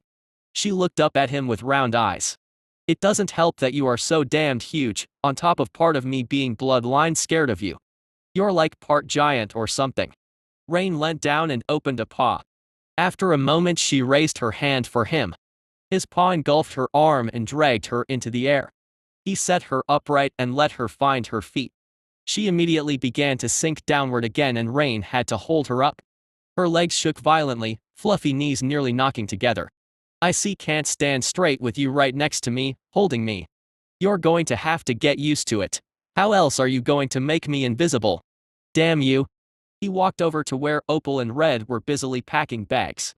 Opal's rucksack was there, but it was joined by a new, slightly moldy and very old-looking one, seemingly taken from the undead levelers. The both of them were stuffed and overflowing with loot. He held one paw up in the air as he walked, which Lyra dangled from, desperately trying to find her feet and keep herself upright under her own power. Opal was busily slotting swords into gaps in one of the bags. The pile of fancy-looking swords she was taking from wasn't getting much smaller. Rain raised an eyebrow. I need them, said Opal, noticing his expression. For what army? She held up an arm and slapped her bicep fiercely. These armies. Rain almost said something, but instead let her get on with it. He couldn't stop the corner of his lip from twitching with amusement, however. Soon enough everything was packed. Both Red and Opal carried large, well-filled packs on their backs that rattled with metal obnoxiously with every step. Rain took one last look around the hall. The stone remained as it would no doubt for centuries more. An empty shell with nearly all signs of its ancient inhabitants lost to the ravages of time. The people who had created it gone and dead, with only himself a sole lone life centuries after their light had been extinguished. He wasn't going to give up on figuring out what had happened, what these mysterious wolf people were, but he'd need to find some other approach. This ruin was clearly the nexus of the dungeon for the people who had built this place, and it had given him nothing. He needed someone who could read their script, tell him of ancient history. He needed a scholar. His eyes paused on the rags of the bone creature. A thing that had given up on revenge because it was too hard, instead choosing to indulge in its amusements and hobbies, hiding itself away from the world, choosing to forget. The very idea repulsed Rain. He had no interest in giving up. Hard things were the things most worth doing, the most gratifying. A small thought seeped into the back of his mind. He instantly jumped on it, locked it away with the rest of the memories of his death. That thought had said the only way he could get rid of his trauma was by crushing its root, an uncomfortable thought with sharp edges, one that inspired fear, because what would he do if he could not? Lyra glared up at him from where she half dangled from his paw. Can you let me down now, please? Rain experimentally lowered her.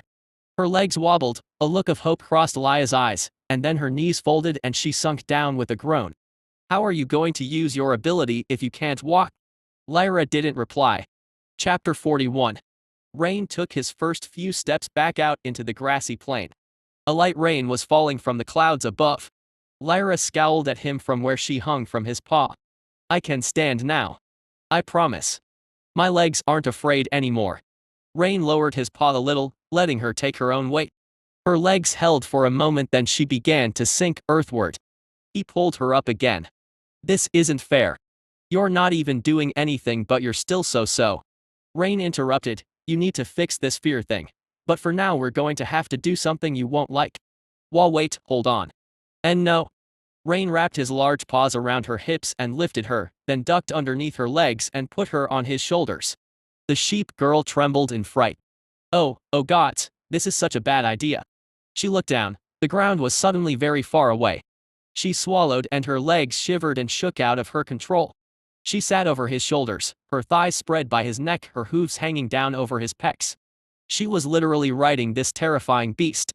Her breathing accelerated. He put me DWNN. Oh gods SSS. No, and if you pee yourself up there I'll go with the simplest solution and eat your legs. No. Don't say that. You'll make it worse. She tried to curl up on herself, make herself smaller, but found herself getting closer to Rain's head. Her trembling hands found his ears and she clutched at them desperately, one large warm ear held in each hand. She could feel Rain's powerful heartbeat through her thighs. She was so close. So close to him. She let out a cute little helpless whimper. You're fine, see? There's nothing to be scared of.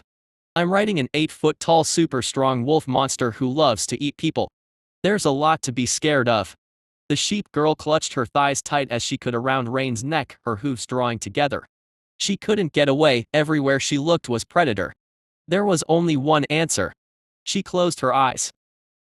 Yes, already she felt a bit better. There was only the huge muscular mass between her thighs, the rise and fall of his breathing, and oh gods, this didn't help at all. Just go. The sooner we are done with this, the sooner I can get off. Hold on, said Opal. She was looking up at Lyra with her arms crossed, clearly pretty annoyed. Why does she get a ride? She's taking my spot. I should be riding you. Rain paused and looked down at the goblin. She can't walk, so she can't use her ability to make me invisible without being carried. So, who needs that shitty power? Just attack anything that approaches. You don't really mean that, Opal. HMPHH. The goblin huffed and turned away. As she turned, Rain saw her lip tremble slightly. He tilted his head. Was Opal jealous of Lyra? Well, he wasn't about to let her stay feeling down. He reached out with his paws and scooped the surprised goblin up into his arms, cradling her up against his chest, relieving her of her rucksack in the same motion. Opal looked up at him with round eyes, then snuggled into his fur. This works. She murmured softly. Red gave the now girl-covered wolf a worried look. I'm not doing that. You're not carrying me. I was never going to, said Rain flatly. Opal waggled the kobold's chain. You're the vanguard, Red. You meet the enemy head-on, like a hero. Red put a claw to his chin, thinking. Wait a second, that's just a fancy way of saying I'm bait. Really heroic bait? Yes, murmured the goblin. I've changed my mind, please pick me up. No. See, can we go now? Said Lyra, her legs clutching ever tighter around Rain. Yes, make us invisible. This will hide our tracks, right? Oh, yes, well you'll see. The sheep girl shifted her hips and steadied her grip on Rain's ears. Okay, on 1, 2, 3. Rain looked down to see that the goblin held in his arms appeared as though she was cast in shadow. He glanced at Red, who was staring around where Rain stood, a wary look in his eye, seeing straight through him and into the distance. Rain looked down, wondering how Lyra's ability dealt with the chain. It didn't seem to, or at least that is what he first assumed. Then he noticed that the length of the chain hanging from Opal's fist that dipped below the grass was more shadowed than the length of chain that led up from the grass to the kobold's collar. Partial invisibility. Imperfect, but he supposed it wouldn't be that noticeable considering the length of the chain. He experimentally shifted a foot, then lifted it up. The grass beneath his paw fuzzed and then seemed to unfold and slip back into an unflattened state, the blade straightening and arranging in such a way that it was indistinguishable from the rest of the grass around it. It was as though nothing had ever touched it. He pressed his broad foot pads down on the grass, experimentally squashing it down, then lifting away, watching the grass blur and fuzz and shift back to normal. Is this an illusion, or is it actually happening? It's Well, I don't understand it fully if I'm honest. When I got the class rescuer, I went to see a class scholar. They said it was only the third time they'd come across the class, and then they told me lots of complicated stuff about true manifesting illusions, which went over my head. What's left behind, in the end, is real, I think. Could you use this to repair things? I don't think so. Not unless you broke the thing you wanted repaired yourself while under the effect of my skill, and it would have to be something that suggests you were there when left behind. What happens if you accidentally drop something? Like a note that has your destination written on it? I dropped a sandwich once.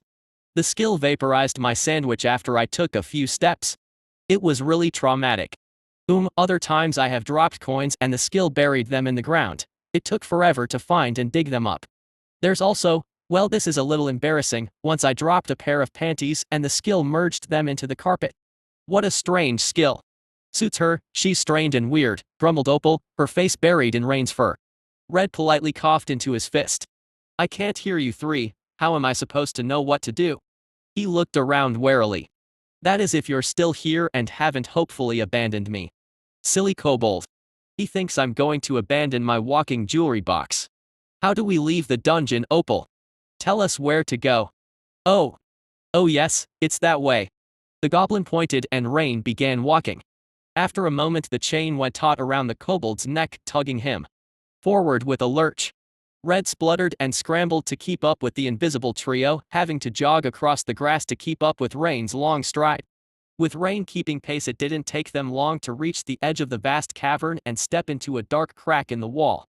The cave was tall enough that he didn't need to duck with Lyra on his shoulders. He felt Lyra tense up as darkness engulfed them. You don't like the dark? I thought elves had good night vision. I'm not an elf, I'm a half-elf. So you can't see in the dark? I can, mostly, but you find it intimidating, don't you? Do you find the dark scarier, or me? You. Wait, that's just my legs. Well, I'm on your side, so you don't need to be afraid of the dark anymore. Aye. Rain felt her fingers tense up on his ears for a moment. I'm not afraid, really. Her legs fluttered against his chest as she spoke, belying her words. Sheepy is lying, she's scared of monsters and the dark and big bad wolves, murmured Opal, her eyes closed and her head resting against Rain's chest. Laya's breath hitched and she tried her best to still her trembling legs and compose herself. She took in a few deep, steadying breaths. I'm not afraid of anything. Rain didn't reply to her, although he felt Opal silently laughing in his arms. After a time he felt Lyra relax a little bit, getting used to the dark perhaps. I've been thinking, said Rain as he walked. It seems likely that there will be levelers watching the stairs between floors if they are looking for me and you. That might be true by now, yes, if they have any sense at least, but they weren't when last I checked. That's not a problem, said Opal. Levelers like to camp the stairs because they think they are being clever, so monsters know plenty of ways to go between floors without using them. She pulled on Rain's fur to get his attention, then pointed down a side tunnel. This way will take us up a floor without using the main stairs. She led them into a network of caves. The tunnels quickly became more cramped and starting to lead upward. I can't fit while carrying you both. Yes, please put me down. Carry me more, please, Rain. They climbed upwards, ascending onto the next floor of the dungeon through the secret ways of monsters. They eventually came out on a different floor where Rain picked the girls up and Lyra made them invisible once more. They traversed the tunnels carefully until they emerged out into a larger cavern. The grass on the ground was frosted over and Rain's breath steamed in the air in great billows of white. A cold biome. He watched Red wander out into the cold cavern. The kobold looked around nervously, his breath coming in short little fearful puffs. He shivered in the cold, his arms crossing and his tail wrapping around his hips. Anyone there? You. Rain walked straight past him completely unseen, and the kobold had to hurry to catch up with the snaking chain that coiled through the icy grass seemingly of its own volition. Red watched as the chain passed between the sporadic trees, and he carefully picked the same path, wary of getting caught going the wrong direction and getting himself wrapped around a trunk. He was so focused on looking down and following the chain that he was caught completely by surprise when a large mossy green-furred boar with frost-coated bone nubs on its back tried to gore him. A yellow tusk glanced off his shoulder as it charged past, sending Red spinning like a top to land on his butt. He blinked. The attack was so sudden he hadn't quite processed it. He turned his head to see the boar had turned around and was pawing the ground, its breath huffing white. The kobold scrambled backwards on his rump, his clawed feet pushing at the ground until his back bumped up against a tree. Help! Save me! The boar's beady murderous black eyes locked onto Red. It lowered its head, readying to charge. It leaned forward, front leg lifting, stepping. Rain suddenly materialized behind the boar and fell upon it, Opal leaping to the side, hacking at its leg even as Lyra rolled off Rain's shoulders and ungracefully landed on the icy grass with a yelp. Rain linked his arms around the boar's neck and used his raw muscular strength to crush the boar's windpipe.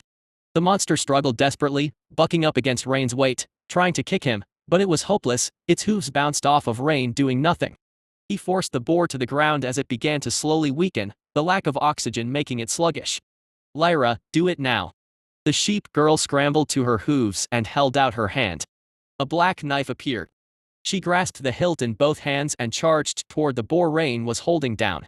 She plunged the blade into the boar's neck with a cry, then again and again, panic and fear and memories of using the knife to kill, washing over her, overwhelming her, sending adrenaline roaring through her mind. At last the boar lay dead and still, and Lyra slumped backwards onto the grass, her arms outstretched, her blue eyes staring at the cavern ceiling far overhead. She let the knife fall from her fingers.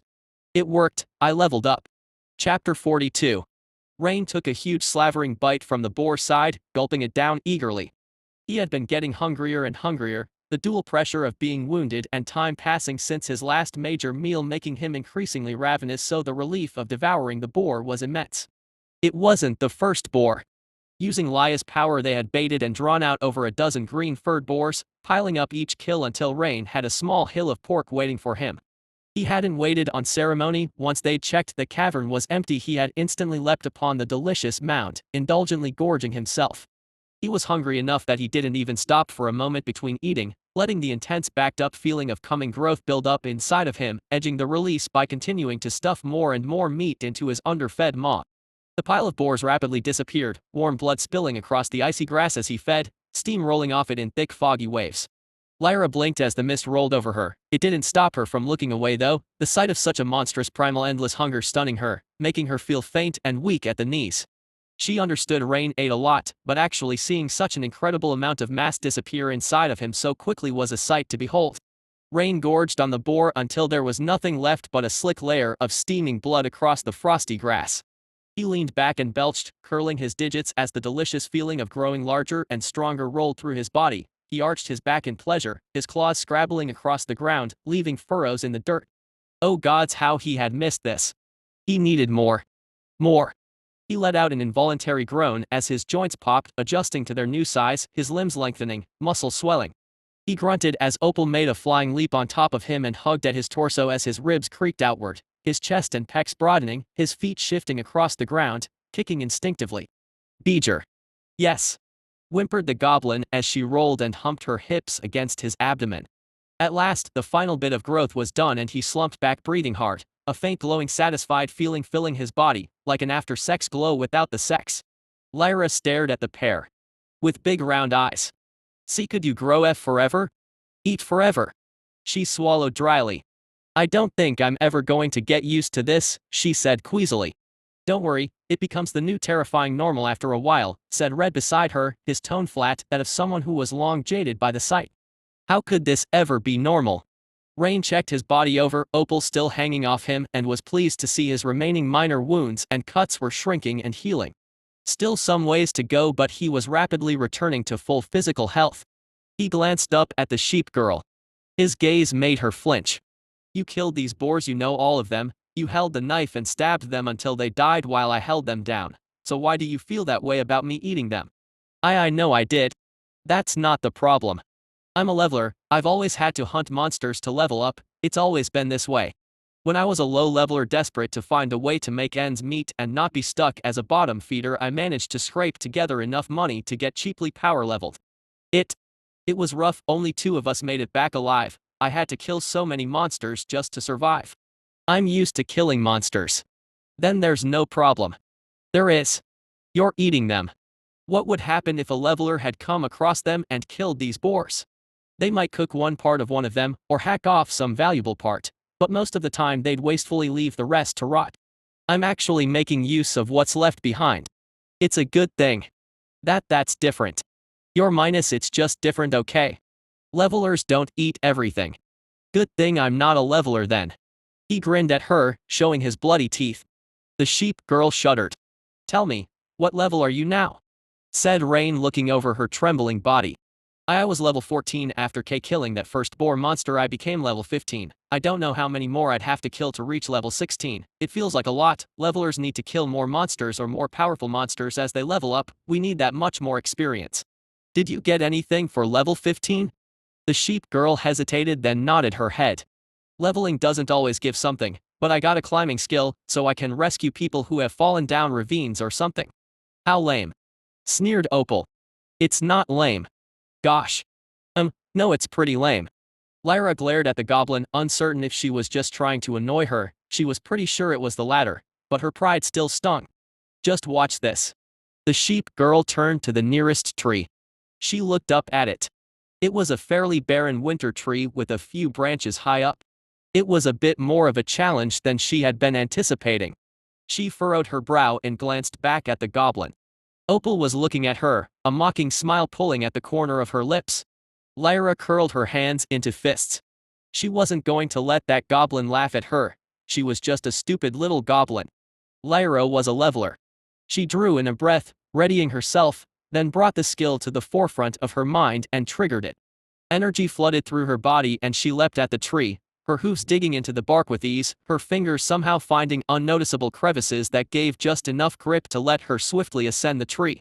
She popped up on top of one of the larger branches sticking from the trunk, wobbling from a moment before getting her balance. She looked down smugly at the goblin who was staring up at her in disbelief. Then she noticed just how far from the ground she was. She gripped the tree trunk extra hard as blood drained from her face. SSSC. It's a great skill. Interesting, said Rain, looking up at her. And you can use this often? Well, until my mana runs out and I can't use it consecutively lots of times, or I'll get exhausted. Goddamn levelers have it so good. Grumbled Opal. Lyra turned and shakily activated the skill again. She climbed down from the tree, this time significantly more slowly. Her hooves touched down on the icy grass and she breathed a sigh of relief. Levelers get stronger as they level, right? Said Rain. Yes. Whenever a leveler levels up, it improves them physically and makes their existing skills slightly better. And when you get a class or an advanced class, it comes with key skills. Too bad the secrets to acquiring good classes are hoarded by family dynasties. Lyra blinked at him. How did you know that?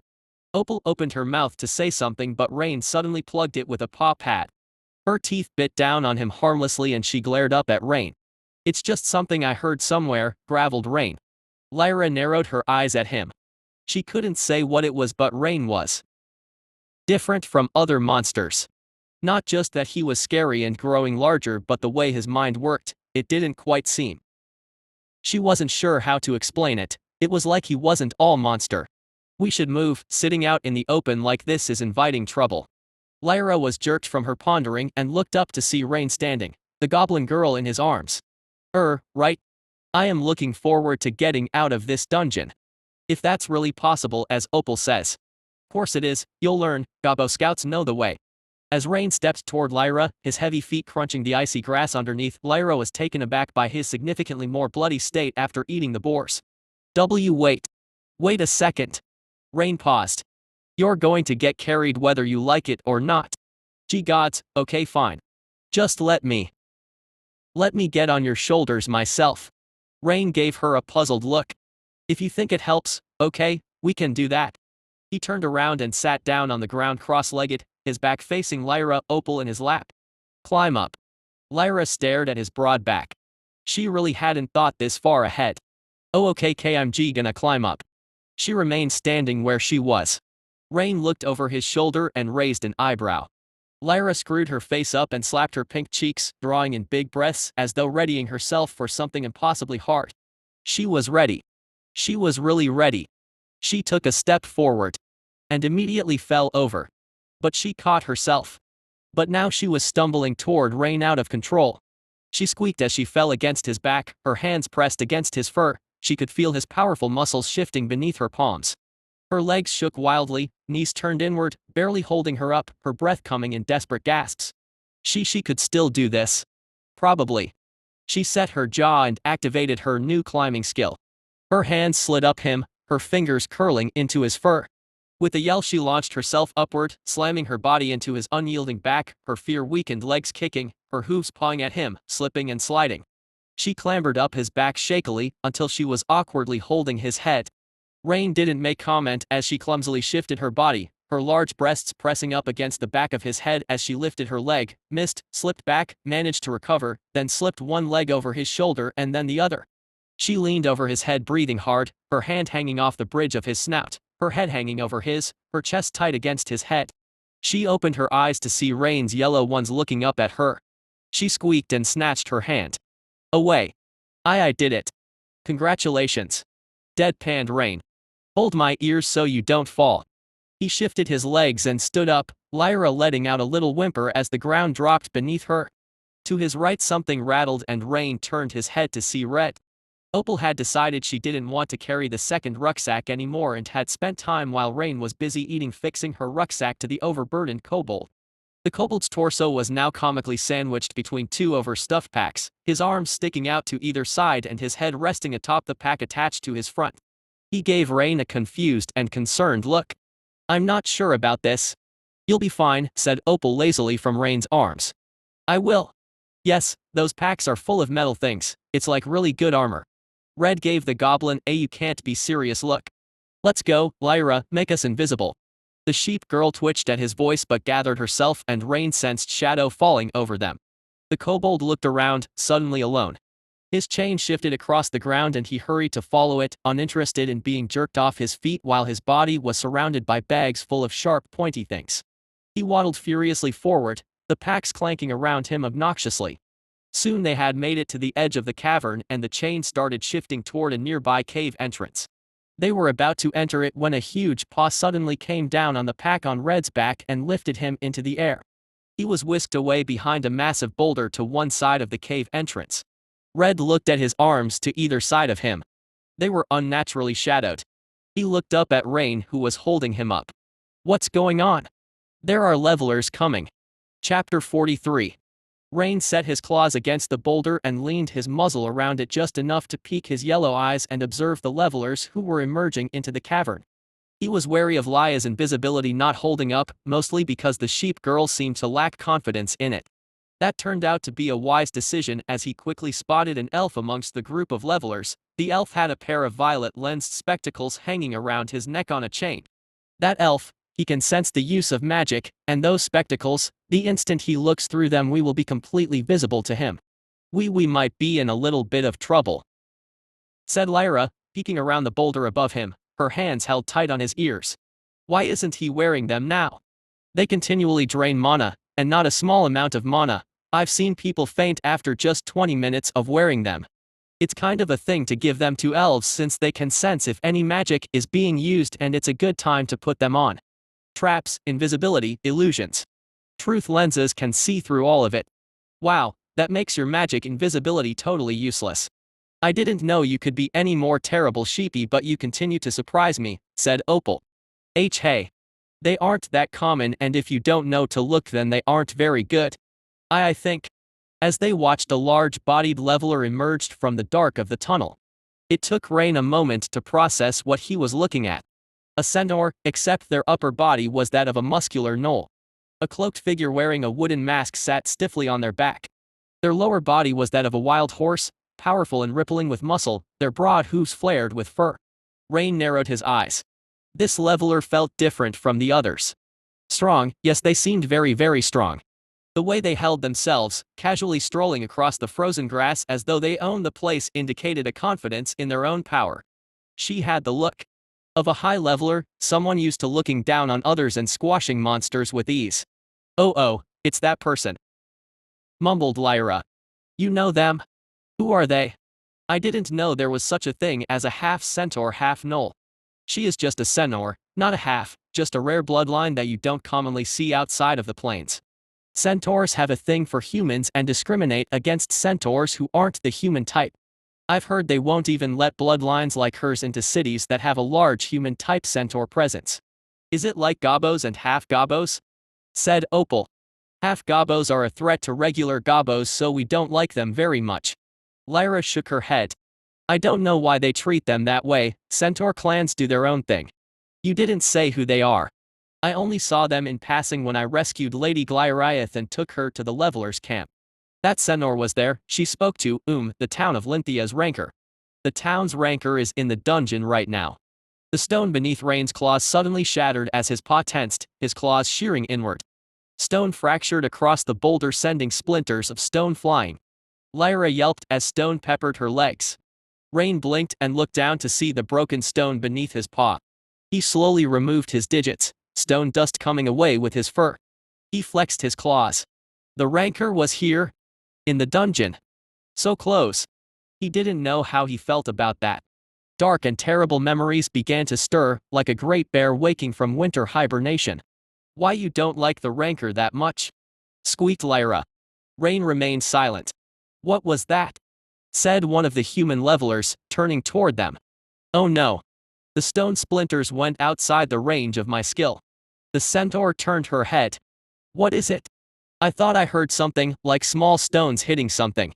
Rain looked at the levelers and then looked back at the fractured boulder. Already the stone was reforming, shifting and blurring into place. If he squinted, he could see that there was some kind of illusion over the rapidly filling crack, a temporary disguise while the skill repaired the stone. Unfortunately, it was a little too late. The centaur crossed her arms. "HRM. Keep in mind that there are, supposedly, panthera around here. Drawing in the unwary with a sound is a trick they like to use. One wrong move and," she curled her hand into a fist, "you'll be eviscerated and lose your guts." "You fought one of them before, mistress, Drassy?" The centaur traced a scar that ran down her arm, her fur had grown over it. "Askew.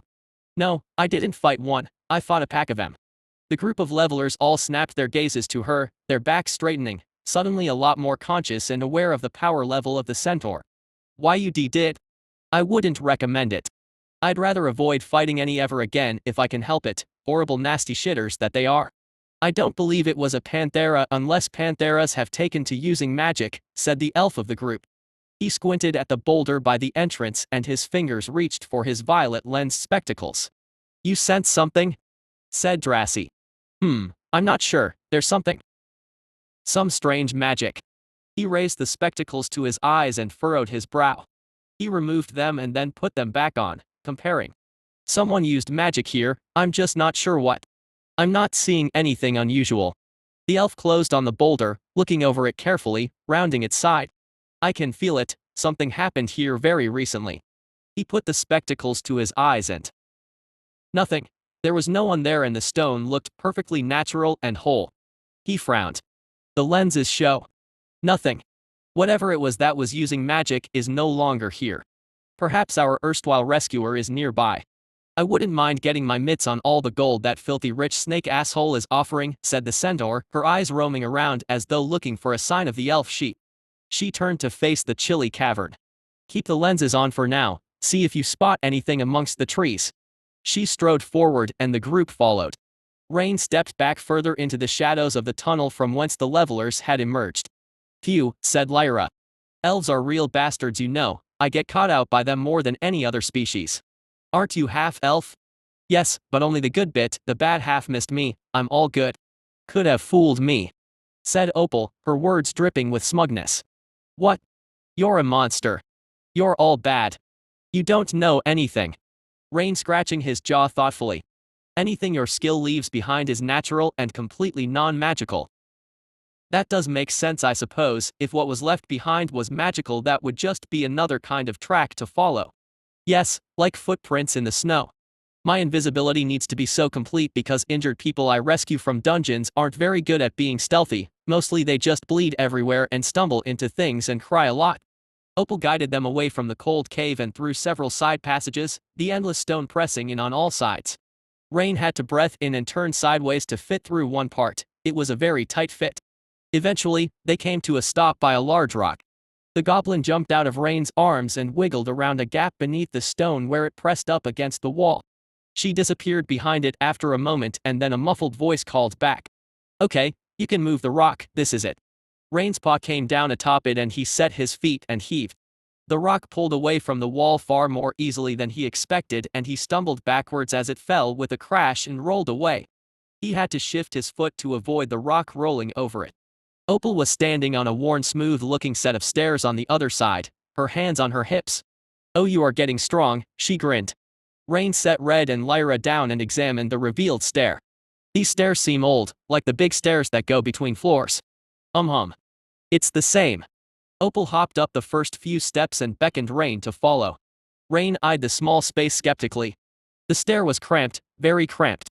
It seemed more like something that was used for maintenance or that a servant might use than a main passageway, and it was in far worse repair than the main stairs of the dungeon, the steps uneven and cracked, dipping in the middle like they had been eroded by water.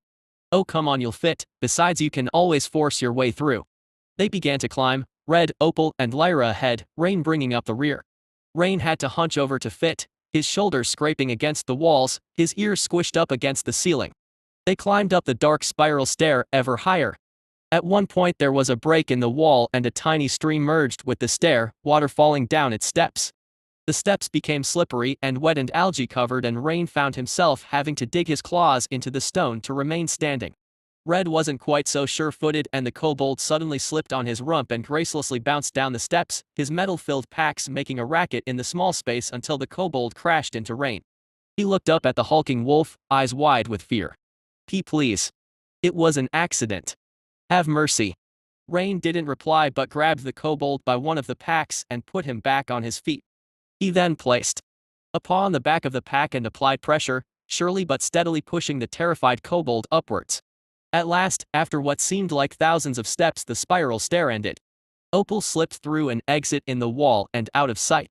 Calling it an exit might have been a bit generous, it was more a small deformed hole crisscrossed with stalactites and stalagmites touching from wobbly uneven edge to edge. Opal waved back at him through it.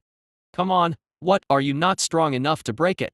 I can break it. But I feel like you might have a bit of a blind spot when remembering how big I am and if I can actually fit through small spaces. Opal. I'm not small anymore. Opal put her finger to her lip. Nah. You said you'd always fit, remember? You just need to push it in hard and stretch out the small space until it's used to you. You showed me really well. Rain squinted at the goblin, unsure if she was still referring to the stone kind of small spaces. He wrapped a paw around one of the stalactites and ripped it free. It came away easily, or maybe that was just him. In any case, it only took a few moments to tear down the stone from the hole and make a space that he could maybe fit through. He let the others go first and then approached it. He fit his head through. Opal was on the other side watching him with a strange expression on her face. He put one arm through and shifted forward but abruptly came to a halt as his chest got stuck. He scowled and pushed, his back feet scraping and slipping against the slick stair behind, trying to force himself through the too small hole, his muscles straining. You're just so big and huge and massive, said Opal, her breathing getting heavy. Opal, this really isn't the time for that. The goblin swallowed, a little drool on her lip, and nodded.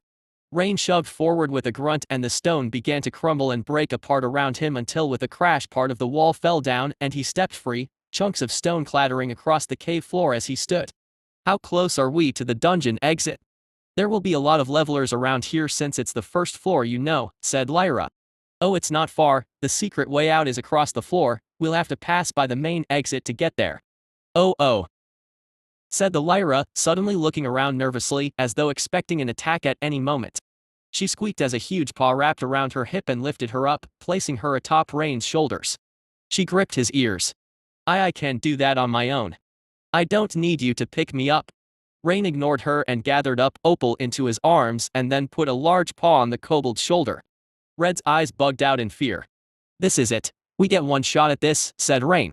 We make it out completely undetected and we'll be free, at least for a time. Chapter 44. This is it. We get one shot at this, said Rain. We make it out completely undetected and we'll be free, at least for a time. Lyra swallowed, suddenly feeling the gravity of the situation. Just be careful not to break my invisibility, okay? She activated her skill and the group dematerialized. They slipped out of the small cave the spiral stair had emerged into and into a side passage. They passed through winding passage after winding passage until Opal suddenly elbowed Rain and pressed her finger to her lips. Just past here is the entrance to the dungeon. Scary place for monsters. There are always loads of levelers around, lots of weak levelers especially, they like to attack in mobs. Very dangerous, said Opal. I'd be willing to bet that Inquisitor set a guard for me, said Rain. And the people after my bounty too, but it's not just a guard. What do you mean? You'll see. Rain slunk down the tunnel, careful not to accidentally kick any stones out of range of Lyra's invisibility. Ahead a light cast across the tunnel from a break in the wall, noises could be heard coming from it. Rain slowed as he approached. Let's throw red at them to bait them, said Opal with an evil grin. Wah minus. No, please don't. I'm carrying your stuff, you going to throw that too? Opal snorted in reply. I'd take that off first, obviously. Rain ignored them and stepped toward the edge. He slowly peeked his head around it and the dungeon entrance came into view. He recalled how it had looked when he had first entered the dungeon in a different lifetime. A 20-foot-tall arch constructed out of heavy block stonework worn and weathered and broken down by time, covered in moss and crawling vines. This time, however, it was different. The entrance was not open, instead a pair of monumentally thick and heavy doors had been closed, blocking the exit. Each door was a solid block of stone over a meter thick, covered in scars and pockmarks as though they had been attacked many times but weathered all. Rain looked at the stone with a new understanding. The stone was damaged in the same way that the castle in the center of the dungeon city had been damaged. Whatever had been done to them had been done with the intent to destroy. A few inches above the surface of the two stone doors a huge glowing circular fractalgram hovered, a maze of complex symbols and curlicue scripture running around the circle in concentric lines very slowly spinning in opposite directions. In the center of this amazingly complex and powerful piece of magic was a bright glowing icon that looked like a crowned dragon's head. That's why nobody can leave. The Inquisitor used a gift of the royals to enchant the entrance. She alone controls when the dungeon reopens and goes out of lockdown, said Lyra leaning over his head. In front of the huge sealed door a large wooden palisades had been built, like a minor fort, behind which were a group of levelers camping out and watching all the many tunnels that led from the entrance cavern. Two elves stood on the outside. One was smoking some kind of roll-up while the other was nervously fiddling with a pair of violet-lensed spectacles in his hands. Rain pulled his head back. Two elves. One with a pair of spectacles. HRMM. That's bad. Two elves will be difficult to get past without them sensing my magic. You should just kill and eat them both, said Opal. I can't, if I do that then they'll know we were trying to leave. Did they look alert? Not really. Then we should watch and wait and hope they get distracted. I can hold the invisibility for a while yet. Rain crept forward and peeked around the corner once more. The elves hadn't moved. Stop fiddling with it. You'll go blind, said the smoking elf. Haha, very funny. Do you have any idea how to work these? Sheesh nah, this shit is for guards and merchants trying to stop thieves. I kill monsters for a living. The fuck would I use one of those for? Rich people use them. Yeah, and if I was rich maybe I'd have a use for one. I should be down there in the dungeon hunting whatever this monster is the Inquisitor bitch wants us to kill, not up here like some shit level town guard. Shh. You can't say something like that. She'll publicly castrate you if she hears. The nervous elf looked around as though expecting the Inquisitor to jump out of thin air brandishing a pair of testicle scissors. Bah. Rain pulled back. I want to go now. While they are distracted. We could still wait. I think this is the best time. They aren't going to move from the entrance and they'll just pass the spectacles to the next elf who comes to guard. Going while they haven't figured out how to work the spectacles is the least risky. I suppose you're right.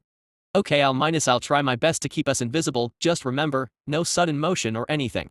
Rain nodded and slipped into the entrance cavern, his broad feet padding carefully across the stone cavern floor, his toe pads spreading as he eased each foot down flat. He neared slowly, watching the elves carefully. You should probably stop messing around with that, If you break it, the cost of it will come out of your own hide. Those things are unbelievably expensive. Well, I gotta know how it works. What if that rescuer girl tries to come by here? 50K, 50,000 big fat gold coins. Are you kidding me? Of course I want to be the one to catch her. The smoking elf grunted. Alright, that's fair. Have you tried pushing your mana into it?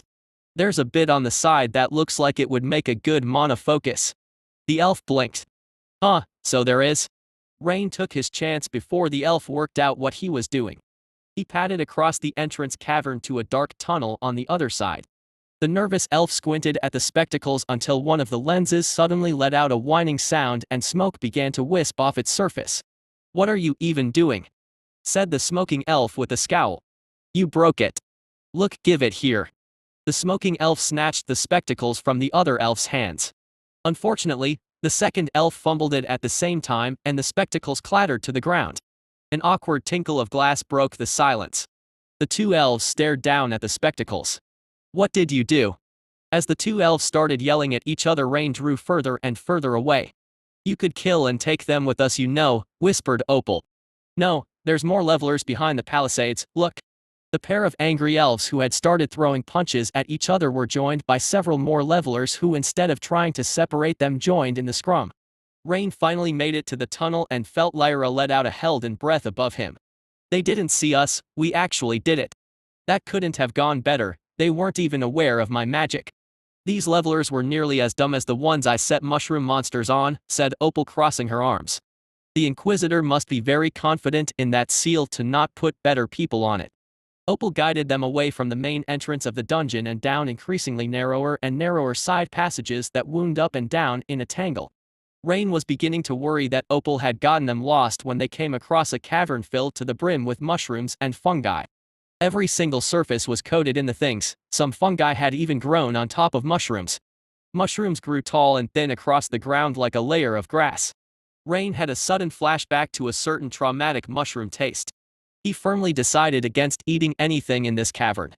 Opal walked up to one wall that was particularly crowded with fungi and put her hands on her hips and stared at it.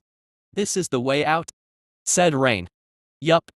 Opal continued to stare at the fungi wall. Well, don't your tribal memories show you what to do next? Said Lyra. Opal looked a little uneasy. Well, it was more of a story. Wait, what are you saying? Opal tapped her index fingers together nervously. It's a story, told around a campfire, the memory is of listening to it. Rain and Lyra and Red stared at the goblin. Hey, it was from a really respectable gobbo. In the memory. Oh my god, we're all going to die down here. Said Lyra. What did the goblin telling the story say? Graveled Rain. That there's a worn knob on the wall under a small blue unique fungi, and if you twist it you can get out of the dungeon through a special secret passage. Rain turned to the wall. The wall was covered from top to bottom in blue fungi. This might take a while.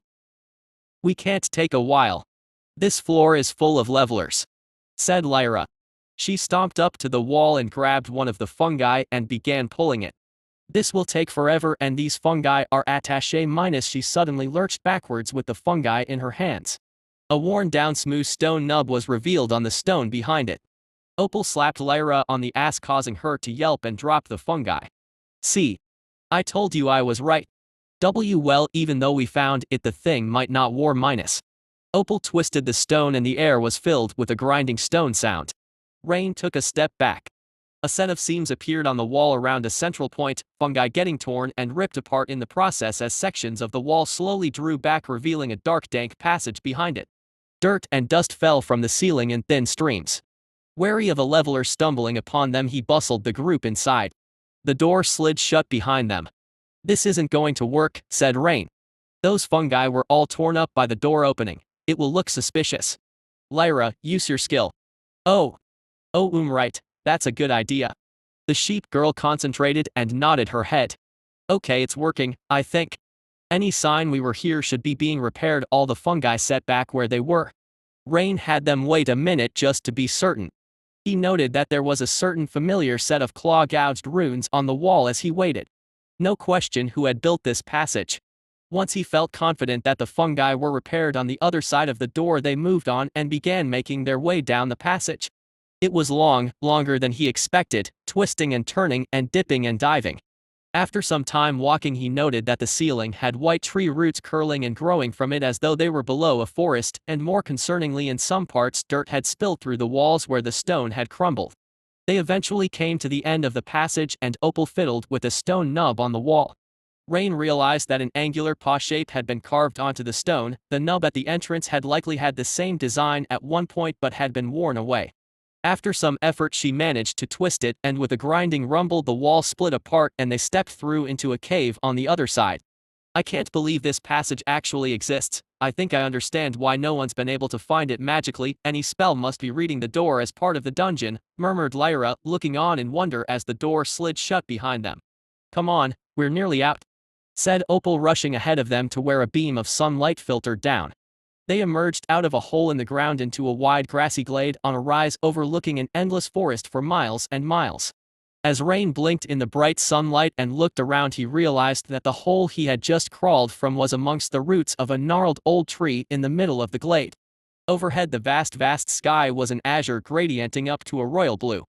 Cumulonimbus cloud mountains towered tens of miles into the sky, incredible cloudscapes that moved languorously in the warm summer breeze.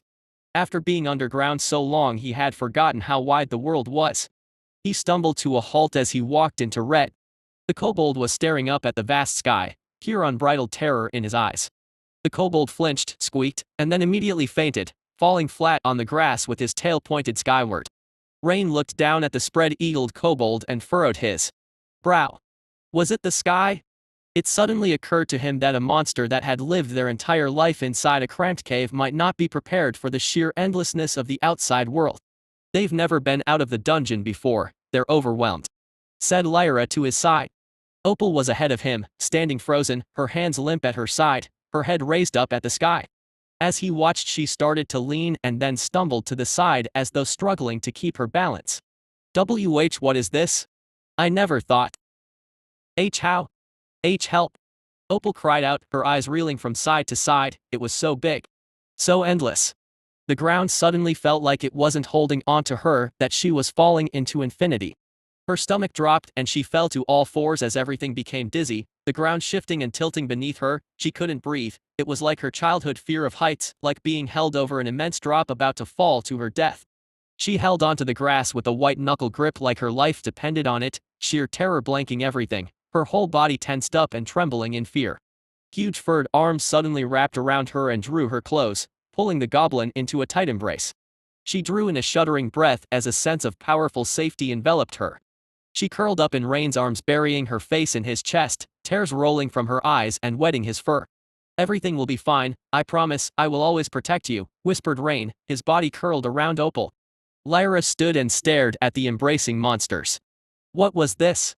How were they so caring? Were these two really monsters? The sheer amount of protective affection radiating from Rain was bothering her. This wasn't right. This wasn't right. This wasn't right. Lyra blinked as a thought slipped into her mind, something new, something unexpected, something uncomfortable. She wanted to be cared for like that. Chapter 45. The idyllic glade was warmed pleasantly by the summer sun, golden light bathing the air and highlighting the multitude of colorful flowers peeking from between the blades of grass.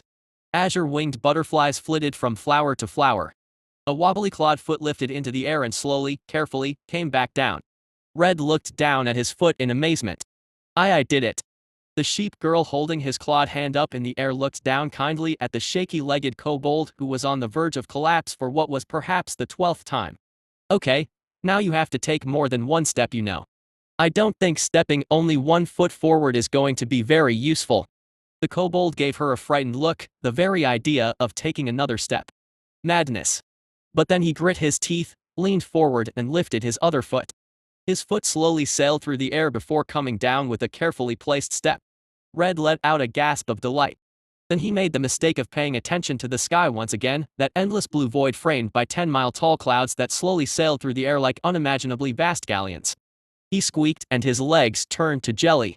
Lyra grunted as she caught the suddenly floppy-limbed kobold. He's just a little scaredy lizard, he can't do anything. Lyra turned and glared at Opal. Only the goblin's face was visible, tucked below Rain's arm where he sat cross-legged, her entire body wrapped in wolf with only her head sticking out. Oh, you're one to talk, you can't even leave Rain's lap. Yes, I can, I totally can. Lyra squinted at the goblin. I don't believe you. Goblins are all cowards. Opal gasped. No, they're not. Lyra gestured at the ground. Well, care to prove otherwise? Opal eyed the grass, then her eyes slowly shifted upward to the sky. She whimpered and pulled back into Rain so that only her amber eyes were visible between Rain's black fur. That's what I thought. Goblins are known as dungeon rats for a reason. They scamper off and hide whenever there is even the slightest hint of danger. It's no wonder half goblins have such an easy time dominating you. Opal's eyebrows drew together and her eyes narrowed as she spoke, the only part visible of her amongst the fur. The goblin became increasingly agitated toward the end until with a yell she burst from Rain's fur to stand on the ground and point an accusing finger at the sheep girl.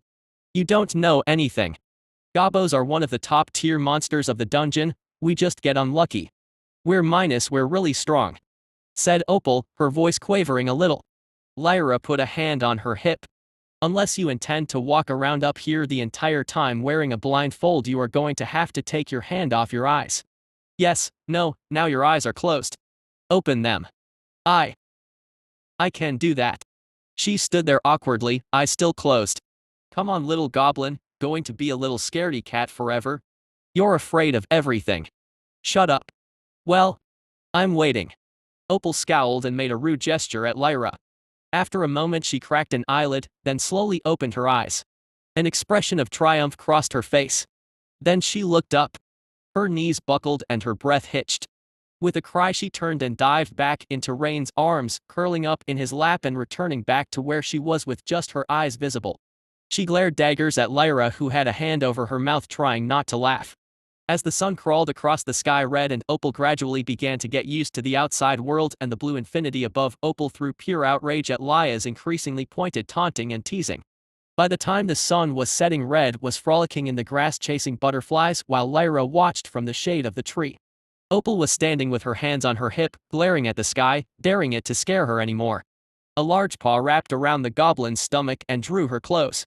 She gasped as Rain put his head next to hers. I knew you would conquer it. Was nothing to conquer, I was fine from the start. I just liked how comfy your lap was is all. I do have a very comfy lap, but still, I'm glad you are okay now. He squeezed her and she leaned her head into his. It was starting to get dark out by this point and Rain had Opal put out the two tents, the old goblin tent which he gave to Lyra and the newer undead leveler's tent. He crawled inside with difficulty, being so much larger that even the new larger leveler's tent was a poor fit and his legs were left sticking outside the tent flap. After a moment, Opal crawled in too. There wasn't anywhere for her to lay as he took up the whole interior, so after a moment she decided to simply lie on top of Rain. He drifted off into a heavy sleep to the faint sound of Opal breathing into his chest, her small hands curled in his fur. Rain slowly came back to consciousness as a soft dragging sound met his ears, and then a moment later, what sounded like muffled shouting. The worrying sounds hooked him awake and he opened his eyes. What was going on? It took him a moment to realize that the weight of Opal was missing. She wasn't in the tent. Increasingly concerned, he sat up, having to squeeze down due to the tent being too small, and leaned toward the tent flap. With one claw he pulled it aside and peeked out. Opal was there, with her back to him. She was dragging something across the grass, something larger than her, something struggling. After a moment of heaving and pulling at the thing, she turned around and nearly jumped out of her skin, seeing Rain with his muzzle sticking from the tent, his yellow eyes faintly glowing in the dark.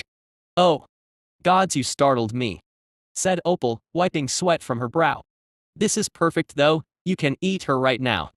Rain eyed the goblin and then peered around her to see Lyra completely buck naked and tied up in an incredibly compromising position, her arms tied behind her back, her shins tied tight to her thighs and her legs spread obscenely, her pussy exposed to the air. The sheep girl's large breasts wobbled dangerously as her chest rose and fell in terror. Rain found the source for the muffled shouting. Opal had stuffed a few rolled-up socks in her mouth and Lyra was making panicked bleating noises around them.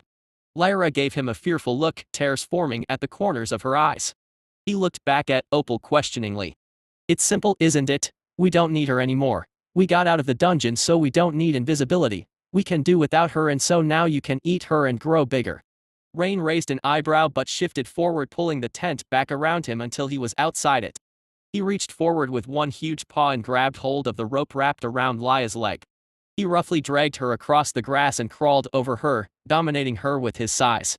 Lyra shook her head in a blind panic, but Rain couldn't be stopped. He ran his paw pads over her thick thigh and up her stomach, then opened his mouth and tongue bathed her quivering belly. Lyra squealed at the sensation, her struggling becoming more frantic and desperate. Rain didn't stop there. He opened his mouth, saliva stretching between his teeth, and placed his maw over her hip, his teeth dimpling her skin.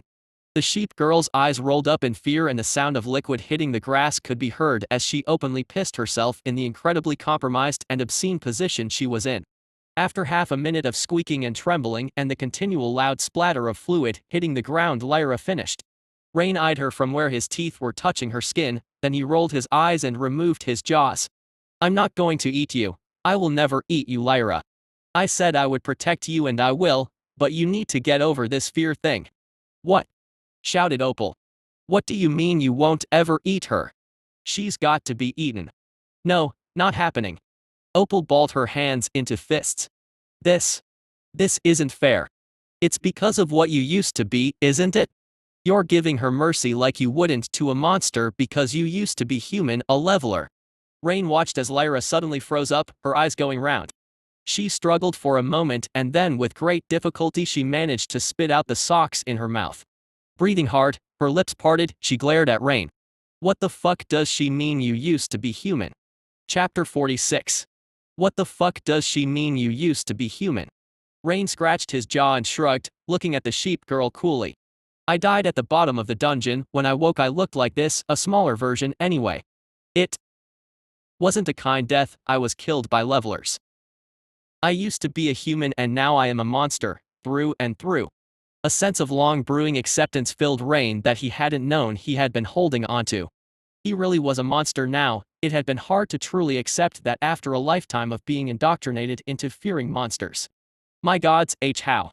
Wait, back then, when you somehow knew about family dynasties keeping the secrets of classes, and oh, you didn't react anything like Red or Opal when we first came above ground. You've been outside of the dungeon before.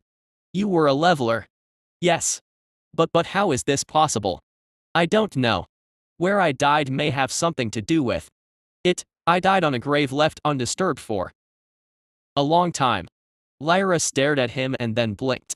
This changed things. The monster in front of her wasn't just a monster. He was a monster with the additional experience and knowledge of being a leveler. She didn't know whether that made Rain more comfortable to be near or 10 times more terrifying. "I don't understand this. This isn't supposed to happen. Levelers can't become monsters. That just isn't done." Rain reached out and grabbed her hips, and the sheep girl froze up in fear. He picked her up and pulled her into his lap with her back facing toward him. What are you doing?"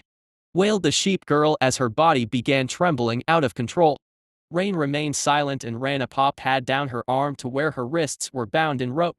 Opal had gone a little overboard with the amount of rope used, and she was tied several times over. He carefully used his claws to tug and tear apart the rope until she was freed. Lyra snatched her hands away from him and rubbed at her wrists. She froze up again as Rain's arms wrapped around her and he began plucking at the ropes tying her legs up. "Why, you don't have to do this, I can take them off," she whimpered as he made progress. "It's fine, it's easier this way." Lyra made little helpless noises as his claws pulled at the knots, pulling and pushing her roughly in his lap. She couldn't help it. She reached out her hands to steady herself against his arms before she realized what she was doing. Soon enough Rain was done and Lyra was able to move her legs properly once more. She sighed in relief, stretching out her legs as far as she could in front of her hooves pointed outward, her legs crossing and uncrossing. The feeling of being free was wonderful. It suddenly occurred to her that she was completely stark naked and sitting in a male monster's lap while stretching her legs, her rear pressed up against his crotch, her hands resting on his forearms. This was really not good. She squealed and jumped to her feet, her large chest bouncing up and down as she desperately tried to cover her nipples and privates with her hand and arm. She gave Rain one pink-cheeked scandalized look before she dashed away and dived into her tent. Opal watched her go, her arms crossed. "I bet she would have been delicious and made you grow really big. Some nice tasty mutton walking around on 2 legs. Fee." Rain gave her the side eye. You make my appetite look mild sometimes, you know. I'm not going to eat her, the least of which reason is because I want to go into Lynthia, the town. You know I want revenge on a certain group of levelers. I don't think all of them will have joined the Inquisitor in the dungeon, in fact, I'm certain some of them will have remained in town. Rain lifted his paw up in front of him and curled it into a fist. This might be the perfect opportunity to get them. Lia's power will be essential for that. Still a shitty power, muttered Opal, but it was clear she was reluctantly coming around. Rain watched as the huge many-colored moon dipped below the horizon and the sun began to rise, sending golden rays across the glade, lighting up the grass and creating a faint mist as the night dew evaporated. Rain had Opal pack away their tent. Eventually, Lyra emerged from hers, this time fully clothed, although a faint rosy blush remained on her cheeks. Rain retrieved Red from where he was tied to the tree they had emerged from, curled up just inside the cave entrance. They put both the packs back onto the kobold and before long they were leaving the glade and passing into the forest proper. The light became dappled as they passed beneath the canopy, leafy shadows casting a pleasing patina across everything. Rain eased his pace so the others didn't have to rush to keep up with him and watched as Opal stared around in curiosity, occasionally darting aside to inspect a weird bug or tree or the way moss grew across a boulder, her natural instincts as a scout showing. Red was more the sort to just wander around slack-jawed, occasionally tilting his head to listen to bird song in the treetops. A few hours into this and Opal, who was slightly ahead of the group, paused and furrowed her brow, staring into the distance through the gaps in the trees. Rain came up behind the peering goblin. What is it? There's something there that isn't very foresty. I think it's a building. Rain became much more alert as he paid attention to her words. He focused on where she was pointing and yes, he could see a building with his sharp eyes. A building out here? Away from the protection of a town or city's walls? Said Lyra, coming to a stop beside them. It's probably abandoned. We should go look, there might be a leveler to eat in there. Said Opal, suddenly dashing forward. You should probably stop her, just in case. Rain followed after the goblin as they neared the building, which turned out to be an old wooden cabin built from heavy planks and wooden shingles and covered in thick moss. Opal stepped up onto the decking and peered through the window inside. It's empty. No, said Opal, I can see an old human man inside. Might be a bit chewy, but still, breakfast time. Hey, hold on, you can't just eat a random old man in the woods. Said Lyra. That's wrong. Opal glared at the sheep girl. Why? He's old anyway, might as well use him for something useful before he keels over dead. Plus he's a leveler, that means he is a terrible person. Why, how can you say that? Duh, all levelers are terrible, you kill monsters for fun. Lyra stared at the goblin. That's. No. We don't. We minus. Rain, forget her, let's eat this old bastard. I bet you're really hungry. You barely ate anything yesterday, only a dozen boars. Rain's stomach snarled in reply. She was correct, of course, he was very hungry. This wouldn't be so bad, would it? No one would miss this old man living out in the middle of nowhere in the woods, right? No, don't do it, don't eat him. He's just a nice old lonely man in the woods probably. Yes, eat him. Devour him all and take everything to grow bigger and bigger and bigger. Rain had the strangest feeling an angel and a demon were sitting on his shoulders. Began Rain. Give me a damned moment, you silly bastards, my old bones ain't gonna jump up lickety-split to answer the door like that, came a voice from inside. Oh no, said Lyra as the sound of steps neared the door. The click-clack of a latch being thrown made the sheep girl jump forward in front of Rain and Opal. She grabbed the door handle as it began to open and held it, stopping it from going further. She stood in the gap hiding the monsters behind her as an old face appeared. Weary and bleary eyes behind a pair of spectacles looked up at her. The spectacles were perched on a large slightly reddened nose below a bald head. The hunchback old man blinked. Yes. What can I do for you, lass? I got lost in the woods. Please let me in for a moment. Oh. Have you been wandering all night? My, that's not good. Please come inside. I'll make you some tea. Why yes. That. Please. She shuffled through the door awkwardly, trying to keep it as closed as possible so that the old man didn't see the three monsters standing on his porch. She got inside, snatching a glance of Opal with her arms crossed before the door shut behind her. Inside the cabin wasn't very impressive. The old man was either an extreme minimalist or very poor. He bent over a stove and began fiddling with a flint and steel until with a small flash of fire started. He put a kettle on top of the stove. As he was doing that, Opal appeared at the window and pressed her face against it, sticking her tongue out and licking the glass and squishing her nose flat.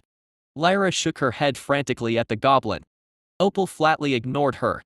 Just before the old man turned around, she stepped in front of the window, hiding the goblin with her body. "Well, what causes you to live out here in the woods, sir?" "Oh, the usual leveler backbiting and drama.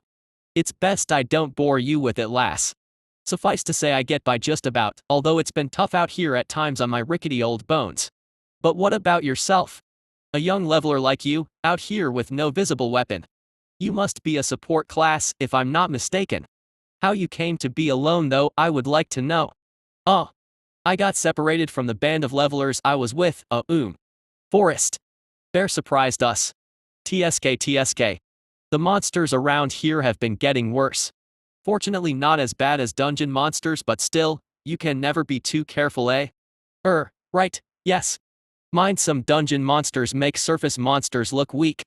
Goblins, for instance, are like floppy little jellies compared to a forest bear. Why, I remember slaughtering the little buggers by the dozen minus.